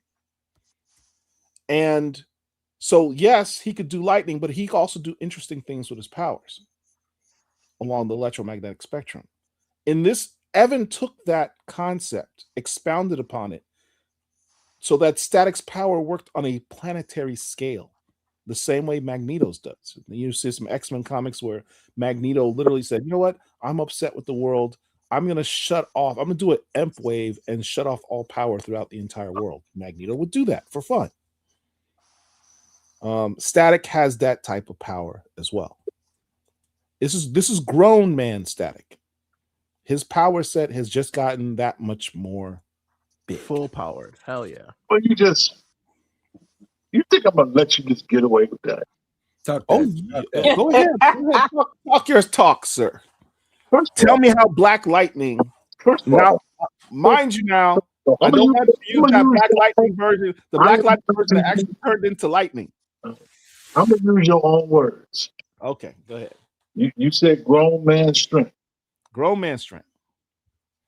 Who do you think Jefferson Pierce is? He's a grown man strength, and he's weaker than grown man static. Let me tell you something about that. See, if I could draw from several different instances, but I'll just say this. I want to hear this. Static You have, sir. And this is real life. How many times have you seen a youngster run up on an OG only to get he's a grown man. Only to get washed? Static is a is my mic not on? Static is a grown ass man, sir. What do you think comes with age, Paul? Guile, wisdom. Rich, I've seen some old dudes get knocked out by some young ones. Okay. I definitely have. Okay. I'm gonna just stand on wisdom. But again, you don't. Oh man. Okay. All right, Paul. I'm gonna just flip it on you then. Who will win in the fight, T'Challa or Static? T'Challa. T'Challa or Static? Is that what you said? Oh, how? No, I'm asking you a question. I'm trying to clarify your question. He said T'Challa or Static. He said it. And we're talking. Are we talking just straight up fight? Man, you answer the question, y'all. I don't want to hear it. Static. Boston Crab. How? Yeah, I don't want to hear that. Stand on business. Static or Black Panther. I want to hear it. I'm answering the question. If you let me. Don't lawyer it up now. Don't lawyer it up now. I'm not. No, let me answer the question. I said, if there's no prep time, Static. He may ask you all that. I don't want to hear it. No. What part of Static could obviously win? I want to hear it. No, Static would not obviously win. Is it on weekend or weekday? We know Static's gonna win. We just need you to. Is that what you're saying? Here we go. You know what? First of all, he got to be in a comic book. He can be in a fight at this point. Where's the T'Challa? We need to start putting that hashtag out. You know what? Hashtag where's the T'Challa? Maybe he's taking out Galactus again, like he's. No, I don't want to hear that. You know what? He's taking out the Silver Surfer. Respectfully, yeah. Everybody's talking about Milestone and DC So White. Rich just gave us the new hashtag. Where is T'Challa? That's what I want to see from here. There's this only whole week. a meme with T'Challa on a milk cart. Oh no! That is insane. Where is T'Challa? And put him on the back of a food canister because he's a pet. He's a cat. Oh my God! But no, seriously though, I will say that in regards Resident 76. In regards to what you said about, that's a great answer though. In regards to what you said about Static and Black Lightning. Okay. Now, given that he has this quote unquote strength, and we talk about sometime in the future, I will give you a consensus to that. But you don't know if Jefferson Pierce has got something up his sleeve or how to handle it. Because you just said a while ago that when I brought up Black Panther, we talking prep time. So I could have that same argument. And what if Jefferson Pierce got some prep time? Anybody can get whooped with they got prep time. Prep time to do what? Stretch? What are you gonna do prep time for? What he gonna do? Go to Radio Shack and buy some batteries? What he gonna do with Static? Nothing. Prep time. He ain't Batman. Listen, prep time. Exactly. Batman he does all the prep time. Batman is literally today they were talking about if Batman had 5 days prep time, could he fight Thrag? Somebody said yes. I'm like, nigga, no. No, I'm gonna say something that's whack, man. Here's the thing that I don't like. I think the whole concept of prep time is a fanboy's wet dream and nightmare at the same time. Like it's so like nobody. I hate that. I need prep time. So the meteor's coming. So Batman needs the prep time to get it together. Batman and all. Listen, I like Batman comics. Let's keep it 100. He's the most useless superhero in the Justice League. If it was real life, how is he a superhero? He has no powers. Exactly. Hold on. Exactly. Wait. From the moon and landed on Earth and walked off. I said, nah. Listen, let me say this one more time. Prep time is the most ridiculous concept ever. There's not one person in this room. If 3 supervillains can't, like, listen, let's stop it. If somebody says you can only pick 2 heroes to help you fight whomever, Batman's not on your list. He's not. You can sit back and you can say, well, he gets 5 days prep time. I'm gonna take my chances with like Superman and Dr. Fate or Shazam or somebody. Y'all could take Batman and whatever. And it then, it gets to the point where it's like it gets ridiculous. I mean, don't get it right. It makes a good story. It makes an interesting story, but it is also it's plot armor. This is a dude who fights a dude who's a lunatic, and it's just ridiculous. So I mean, here's the thing about that though. Here's the thing about Batman, because this all actually started, the prep time stuff didn't start really in the comics. It really started with the 66 show. Because every time Batman would him and Robin would get ready to get drowned or get cut in half or whatever, he got something in his utility belt. Right. Yes, you're right. Yes. So, you know what I'm saying? That's where all of that originated from. But I think that that's what has kept, I would say, Batman common sense. Thank you. Relative in terms of comics. Now, me personally, I like the Detective Comics more than the Batman actual continuity stuff. I like the Detective Batman. I'm not mad at that. That's fair. Now let me ask this question. Could that be why Absolute Batman is doing what it's doing right now?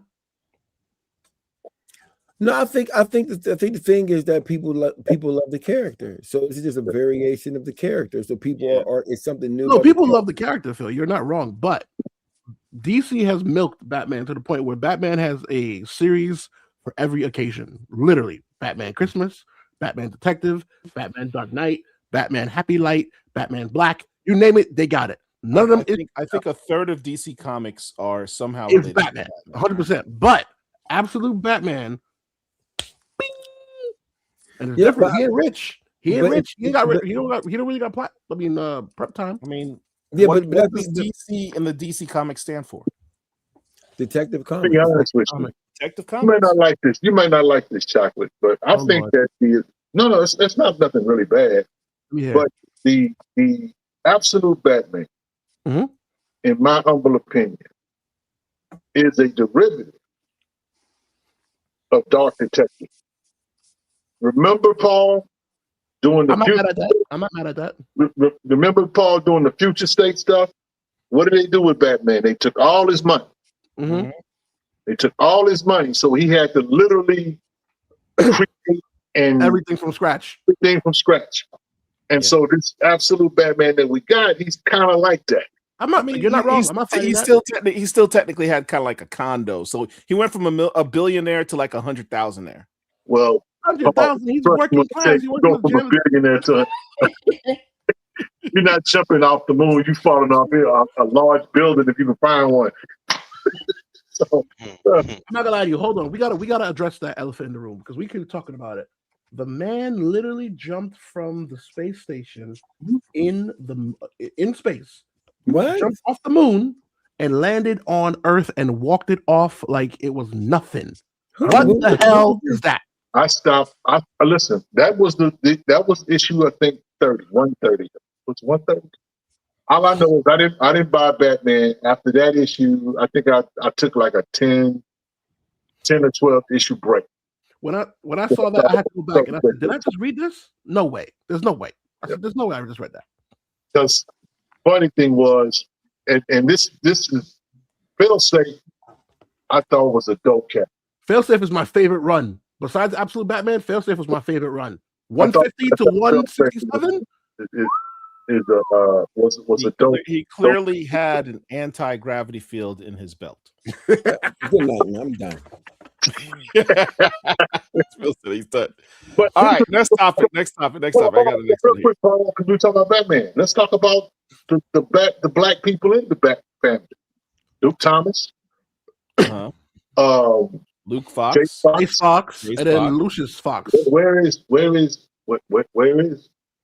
Batman? Did he leave Brooklyn? Is he still in Brooklyn? Where? That's a sore subject.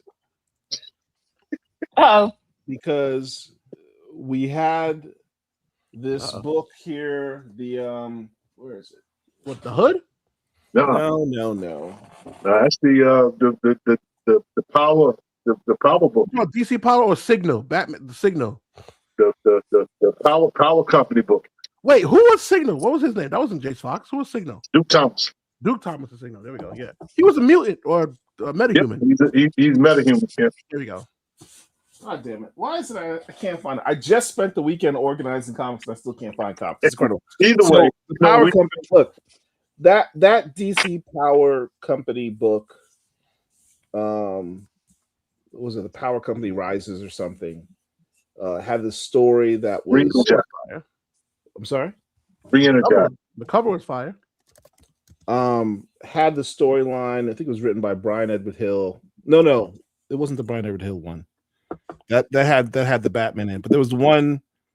It was drawn by Ray Anthony Height. It was written by. Was it Vita Ayala? I don't think it was Vita. I think she had a part in the book, but I don't think that was her. No, you're talking about the one with N.K. Jemisin, Lamar Giles, Sherilyn Eaton, and Brandon Thomas. Yeah, that's Sherilyn Lee. That's she the one that. All right, so they did a story with Jace Fox and the Signal. Wait, N.K. Jemisin, she's still alive. And that was they had this. They just seemed to work together. Like like Bruce and Dick, like they worked. Jace Fox, the way it was written, Jace Fox and Signal, that could have been a whole book in New York. That'll have the white boys hot so far. You know that. What's funny? What happened? That would have had the white boys hot. What's chocolate? He's snickering. Nah, man. Don't nobody care. Don't nobody care. All right. Anyway, I love Phil. I love when Phil's here. Hey, look, listen, man. I say something real quick, man. You know, I love being on here with Rich, man. Rich is my guy, man. And I do look forward to being on this show. I'll be honest, when I can't be on here because I'm busy, I'm working on something. I feel like I missed out on my week. Like I feel like that I come in, I recharge, and I get to kick it with y'all. But you're gonna rush off and go work on that project we talked about, right? I'm about to get off. I got some. I still got work to do. I knocked out 4 videos a day. I got some stuff I got to turn in for the morning, and I gotta get busy. Just make sure you squeeze in that project. Hey, Mr. Special Project. I'm gonna go squeeze. Anyway, special projects director. Green and stuff. It's time to go, man. Oh, I love it. I love it. We got Rich. Last topic. Danielle Cage makes it into the MCU. I saw that. Paul. Oh Lightning. boy. Who is this lady? This is the daughter of Luke Cage and Jessica Jones. She in Ultimate Earth becomes Captain America. Oh. Yeah. That was one of the things in the Daredevil series that came out of it. Hey, man, let me get out here on this. That Daredevil series been crazy. I didn't even get to finish watching it, but I heard it's good. This is her first. This is our for those of you who are comic heads. I mean, all of us like comic lords. This is her first appearance when she was born in the Pulse number 13. Right. If you want the issue where she becomes Captain America, you need to look for Avengers Ultron Forever number 1. That's her on the cover. My favorite Danielle Cage book that she's in is with her dad, and David Walker wrote that book. I think that was issue 166. Yeah, that was the final issue of the final issue that he did. That's just a cool daddy-daughter story. So, yeah. Chasing multiverse and trying to prevent future catastrophes. What was that, Phil? What issue is it again? I think it was 166. I want to say it was the last issue that he did for the Luke Cage run. I'm looking for that. I just had the dopest cover. Not leaving nothing for nobody. You know what? He kind of looked like you, Chopper. For real. He got the little knight hat on his head and the sword. It's a dope issue though. Oracle's laughing because she heard what I said. You're damn right. Yeah, I'm gonna get that for my daughter's a big Captain America fan. So well, you better hurry up because I'm buying all 4 copies on eBay right now. So make it happen. Shame. So that's what happens. The collectors, boy, I tell you. I got no shame in my game. I do not. Absolutely not. Hold on 1 second. I'll show you exactly the issue we're talking about. Dragons, book dragons, boy. Yep. Q-Rock, no, listen, done. What was that Ultron issue again? Say it again for the collectors who need it. Sir. Avengers Ultron #1. Avengers Ultron Forever #1. You sure that's it? I believe so. I don't know. I thought I saw something else. Here's the Luke Cage issue he's talking about. Yeah. Everybody should probably have that on the cool. No, that I have. It's 170. That's 170. I'm sorry. That's it right there. Yeah, that's a David Walker run. Fire. Yes, sir. That I have. David Walker. I know Paul. I don't know if you talked to him about that, but the word was he got tired of Marvel messing with him, and so when he went out, he just went out with a story that he just wanted to do because that particular issue it stands alone. And it's so David Walker has to do something like that. To have a series and then say, you know what, we're not going out like that. We're gonna do something I want to do. So yeah, it's literally, you know, if you're a father, you got a daughter, and you've ever had like story time, which is that's basically what that issue is. Yep, pretty amazing. This is a piece. This if this were to ever come available as original art, I would definitely do what I could to buy that. Need to jump on it, sir. Yes, sir. Ooh. See, y'all watching it. Nah, mine. The post 1 through 14.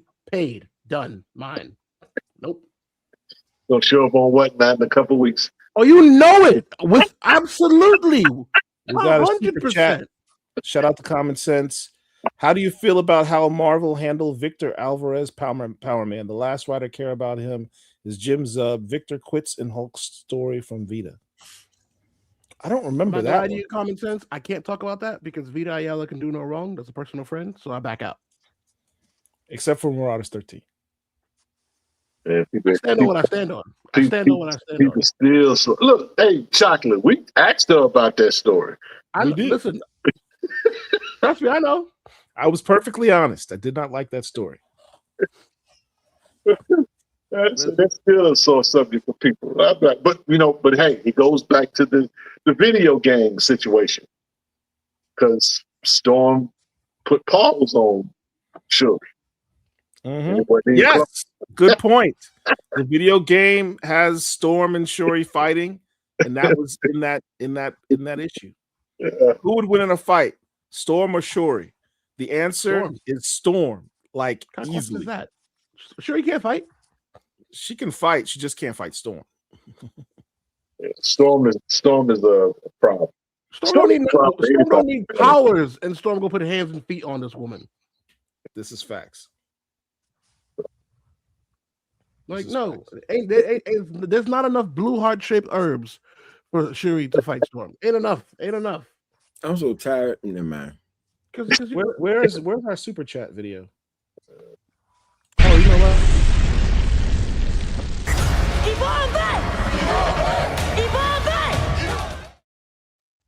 I'm not gonna lie to you. I absolutely hated that Storm. I mean, her Shuri's costume in the movie.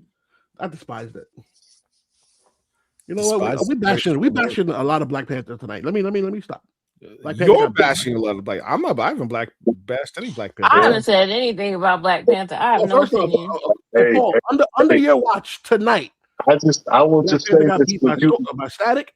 Storm put hand and feet on Shuri under your watch. Under my watch. all of a sudden it's under my watch. Last week was this is the chocolate show. This is my show. I don't care what y'all say. This is my show. Hey, He didn't announce that on this one. Thank you, Oracle. And have you ever seen Static take an L while I'm here? No. If a couple of you two get a hold of this footage, boy, listen, he's gonna be proud. I'm sure the comments will be coming tomorrow. It is what it is, but I'm just saying, under Paul's watch, like GTA, the brother and the sister getting hurt. Even the Black Panther versus Static question. I said, well, if there's no prep time, first off, when does Black Panther ever need prep time? He ain't Batman. Come on. Prep time to do what? Speaking of that, has anybody heard? Has anybody heard the Bast and T'Challa has multiple contingency plans for everybody.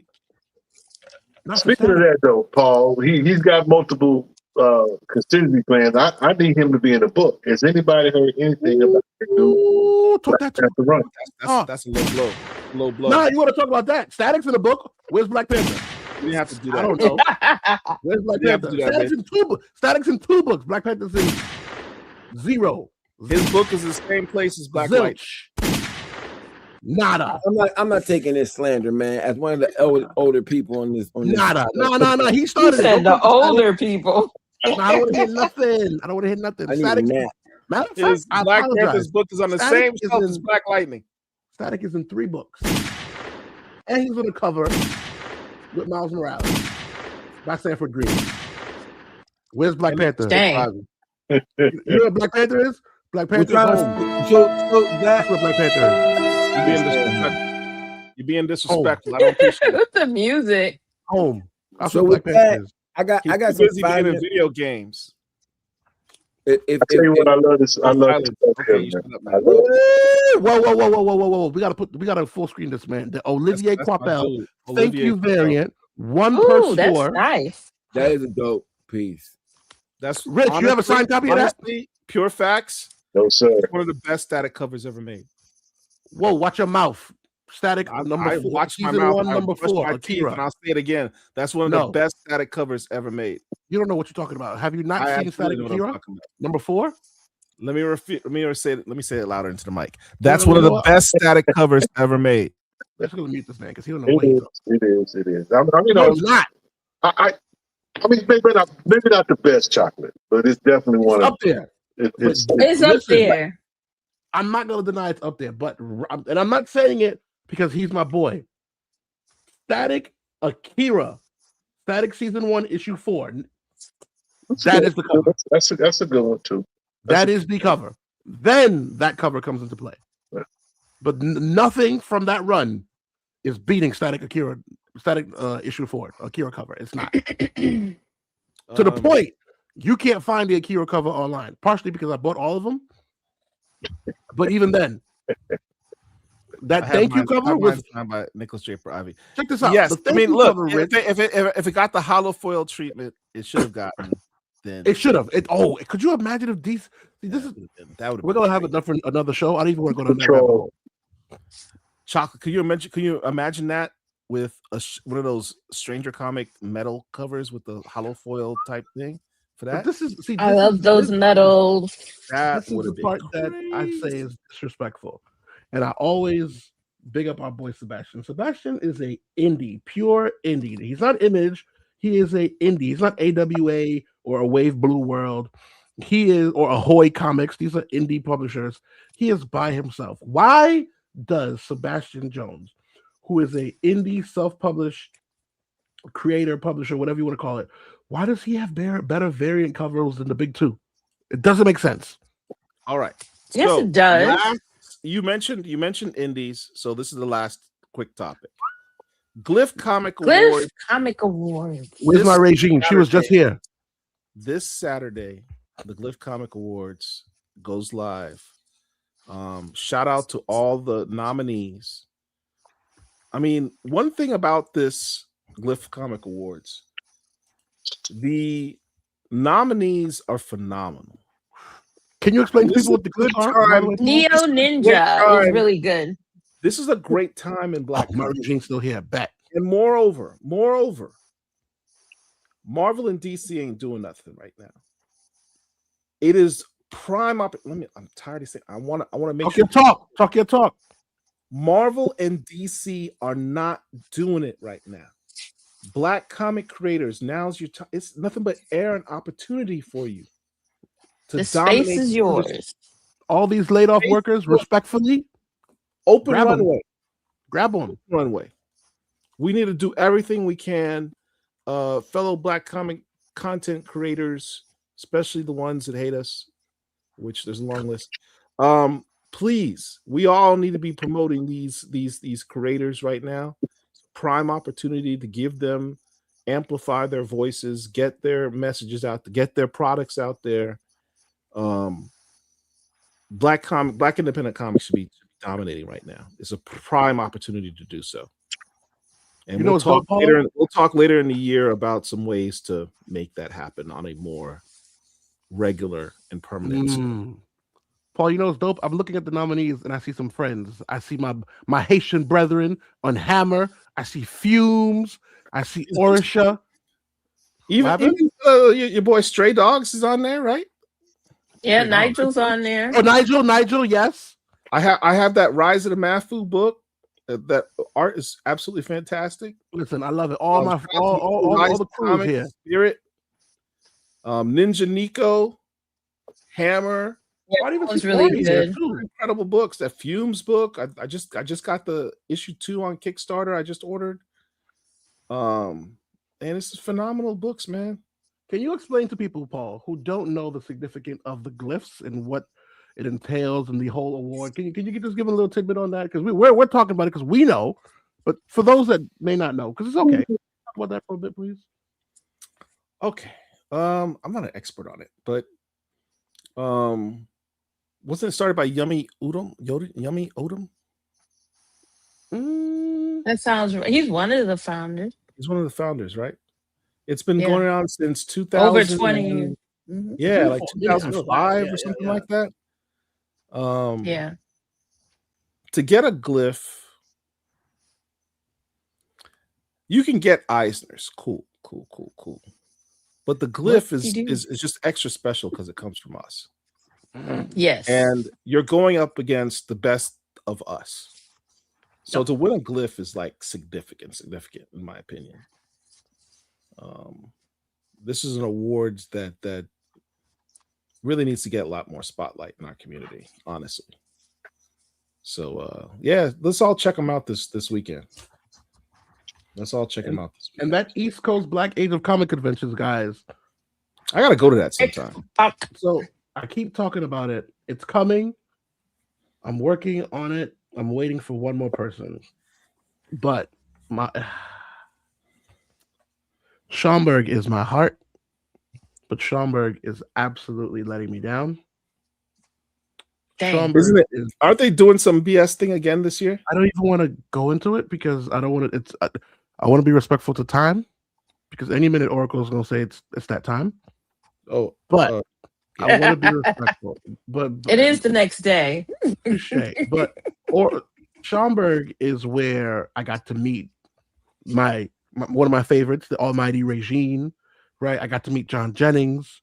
I got to mingle with, I brought out Larry Stroman and Todd Johnson to the last one. They literally came because of me, right? I feel kind of hurt because you didn't mention that you met me at Schomburg. That's all right. I was literally going to get there, but you know what? I understand. It's your birthday. You want some accolades. I got it. I want some apps. I want some appetizers. What I want. You ain't getting no appetizers for me. Damn. But I did meet Paul, and I met Phil, the BCL there, right? And there's always been that synergy between the ECBAC and Schomburg. But now all we have left at a high level is the ECBAC and what's the one in Virginia? Oh, Atlanticon? No. Atlanticon. So that is literally all we have. So please go. Oh, see, my Regine, what you said? Yeah. Oh, Regine was a Glyph Award judge for 4 years. You think? How do you think, Mama? Listen, Regine, we absolutely got to get you up here. I know. Trust me, we got to get you up here. 100%. But I say that to say we keep talking about. Well, tell her to share her latest projects with us as well. By the way, what happened? She should share her latest projects with us. Regine is a beast. Trust me, we're gonna have her on properly and legit. Trust me, Regine is a beast. Oh, trust me. But Paul started off with what can we do to galvanize and unionize. One of the examples of that is Schomburg. That's why I'm so emotional and so activated when I talk about it, because it was a space for us, by us, where we can grow, right? So New York Comic Con, and we gotta touch on it. We gotta touch on it. New York Comic Con, MegaCon, all these other cons is 100% transactional. You're going to get books, you're gonna go flip, you're gonna get signatures, 1,000% transactional. We know it, and we are okay. Schomburg was one of the few cons where you left and you felt edified, you felt recharged. It actually poured into you, legitly. Yes, you spent some money there, you got to mingle, but it was the premise of Schomburg was the likes of the John Jennings, Todd Johnson, Larry Stroman, Dennis Cowan. They would come back in the premise. This is a give back to the community of people that look like you. And of course, they would charge $5, $10. But Schomburg was free admission, to the point Schomburg had a list. You had to get a ticket online, first come, first serve. They had so many people, they would turn people away at the door. That is how packed it was.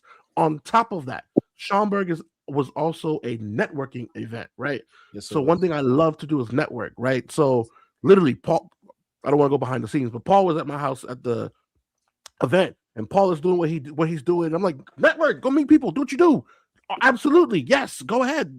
Not go ahead. He's not looking for my approval, but I'm like, yes, and everyone else is mingling. But networking with us is what I love, and Schomburg, it's built for that, right? So Schomburg, if you are a writer, if you are an artist, if you are a publisher, anything in the comic book realm, Schomburg is the place where you want to be, because that's where you can literally meet Dennis Cowan, and he will tell you, go give me your email address, go here. You will literally meet Regine Sawyer or Kadia Tubman, Joe Illidge, and you will meet the powerhouses, right? Perfect example, Ianu, that's on TV right now. I saw Ianu. Paul, when you were there, they were screening Ianu for free. Yeah, I was there the year prior when Ianu was almost a finalized concept, but he brought it there, and that was the incubator where you have all these amazing individuals and of color. And yeah, you had white people there, because when we say color and culture, yes, we have allies. Look at Don McGregor, right? It's not to say everyone's black. Look at Don McGregor. The man literally lost his career to push our culture and our heritage forward in Black Panther. But Schomburg was that incubator, and they had a program where they poured back into kids. So on Friday, so Schomburg was Friday, Saturday, Sunday for a little bit, and then Friday, Saturday. And Friday, they would literally bring kids from the neighborhood to go to Schomburg. Perfect example, and I'll leave it here, because Schomburg, I can go on all day. Chadwick Boseman volunteered at Schomburg before he became Chadwick Boseman. How do I know this? One, I don't want to call them security, because security is diminishing who they are. But the caretakers in Schomburg, they are there 24/7. That's their job. So remember, Schomburg is that's the secondary thing. I'm sorry, guys, but give me some time. Schomburg is also inside of the legendary Schomburg Museum in Harlem, right? So you have a con inside of a museum by Arturo Schomburg, and in the museum is nothing but curated art for people like us. Literally, pieces that you can't find anywhere. So you're already in a museum that speaks Black excellence. It's in its pore. It's in the essence. You can feel it. And then you're having a con in the middle of Harlem, which you know is Black Mecca. And then you have a con that is now echoing that same resonance of Black excellence. Now, I'm going to end it with this. Chadwick Boseman, the caretakers, the security guards, but the caretakers were telling myself and my boy Hank, Bulletproof Comics, about what happened with T'Challa and how he volunteered. And when he got Black Panther, he came back to Schomburg, and for a month and a half, only for students. See, that's how powerful Schomburg is. I'm getting emotional. Only for students, he let everyone come in and see Black Panther for free before it was legit in the movie theaters. That is how powerful Schomburg is. Now, Why am I also saying it with so much disdain and heartbreaking? Because right now, the Schaumburg con is bullshit. And don't ask me why. I don't want to go into it, but it's to the point. Paul experienced Schaumburg the year he met me.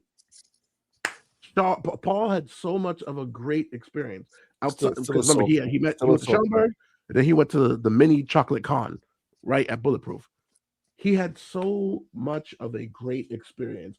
He literally timed it as a vacation to bring his family out, to fly them out.